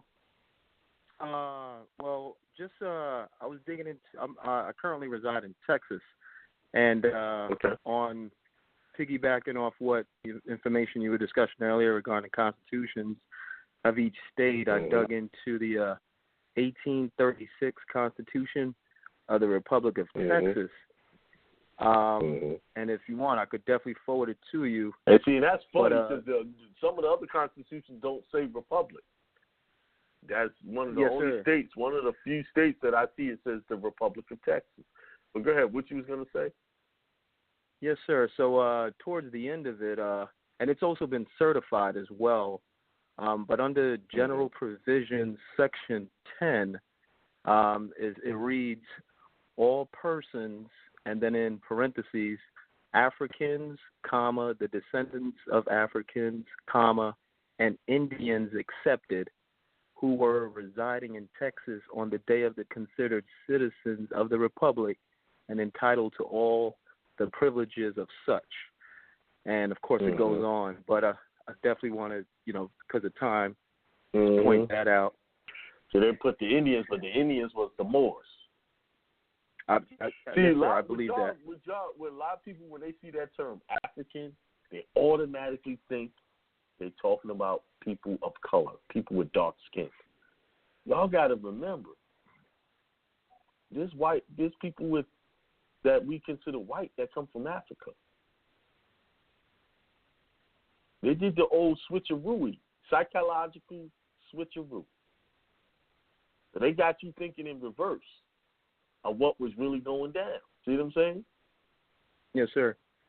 And above it, in section 6, it says, all free white persons who shall immigrate to this republic. So they're talking about immigrating to the republic. So where are these so-called enslaved white persons coming from? Well, what that's saying is remember, a lot of people think free white meant white as we know it. They're talking about the Moors again. Because remember, what I said when I was reading earlier in this thing, in some states, they considered, colored be someone of African descent, then white was everyone else. Absolutely. Because at one time, people don't know that Asian people, all of them was considered, they were considered Negro or colored, something like colored. They were considered colored at one point in history. Yes, Until they really wanted to, bog us down with all the bullshit, they allowed them to come out of that by, switching around things on paper. Yeah. Mm-hmm. All right, what were you saying? Go ahead. So that's to I guess to piggyback off of your point earlier, and then I had a separate item for, and this is I learned through the process of the birth certificate authentication. I myself, I was birthed in Ethiopia in East Africa, but I was my dad was a citizen of the United States, so I thought I had to go through the same process for what it's worth for everyone. Go to county level, state level, right. and then to the Department of State. Yeah. So since my parents had to do a report of birth abroad, the FS-240 form. Right. Mm-hmm. So and then I actually have to go in reverse. I have to go to the Department of State first to get my birth certificate authenticated because they're the authenticating party. So for everyone out there, who's right, because you weren't born in the county here, you were born over there. What type of birth certificate did you get? Well, it's the municipality of Addis Ababa, Ethiopia. Mm-hmm. And then the form from the Department of State is the report of birth abroad. They call it the FS-240. Got you. Now, let me ask you, were you raised over there? Did you go to school over there, or you was raised mostly in here in when America? At the age of 4 is when when my parents brought us over. So I've been here ever since. Yes, sir. All right. All right. Yeah. But I was curious to know what they're teaching those kids over there about history. I've talked to a few people from Africa that actually come from Africa, and I asked them about this whole African slavery thing. And a lot of them have told me they ain't never heard of that.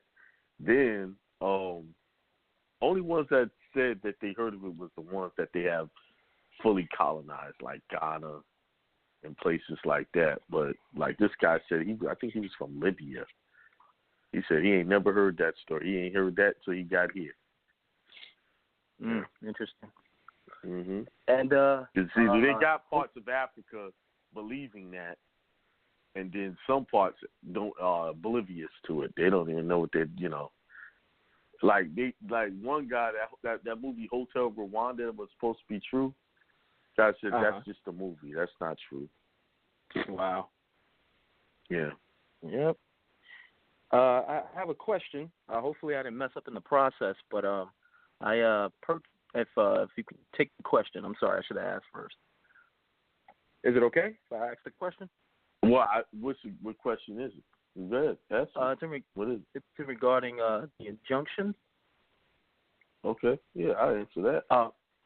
Okay, appreciate it. I purchased a template, and but I think I may have messed up. I'm not sure. I used priority mail legal folders. Oh. I messed up. Did you shifted priority mail? Correct. Well, you got some mistakes you can fix. Just you need to do registered mail. Registered mail. Okay. Mm-hmm. Okay, and I did. Now, when you go to the post office, they're going to try to give you pushback. Oh, you can do it this way. You can do it this way. No, you want registered mail.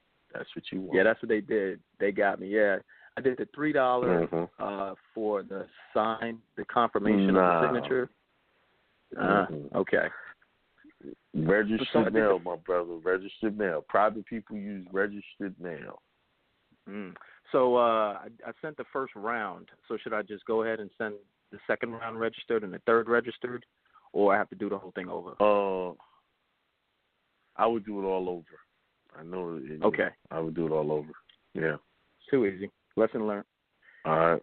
All right. That's I appreciate your time and you might everything look up y'all into doing. work anyway, but you need to do it registered now. Okay, all right, will bro. do. All right. Thank you for your time, All G. right. Peace. All right, peace to God. All right. What's the chat?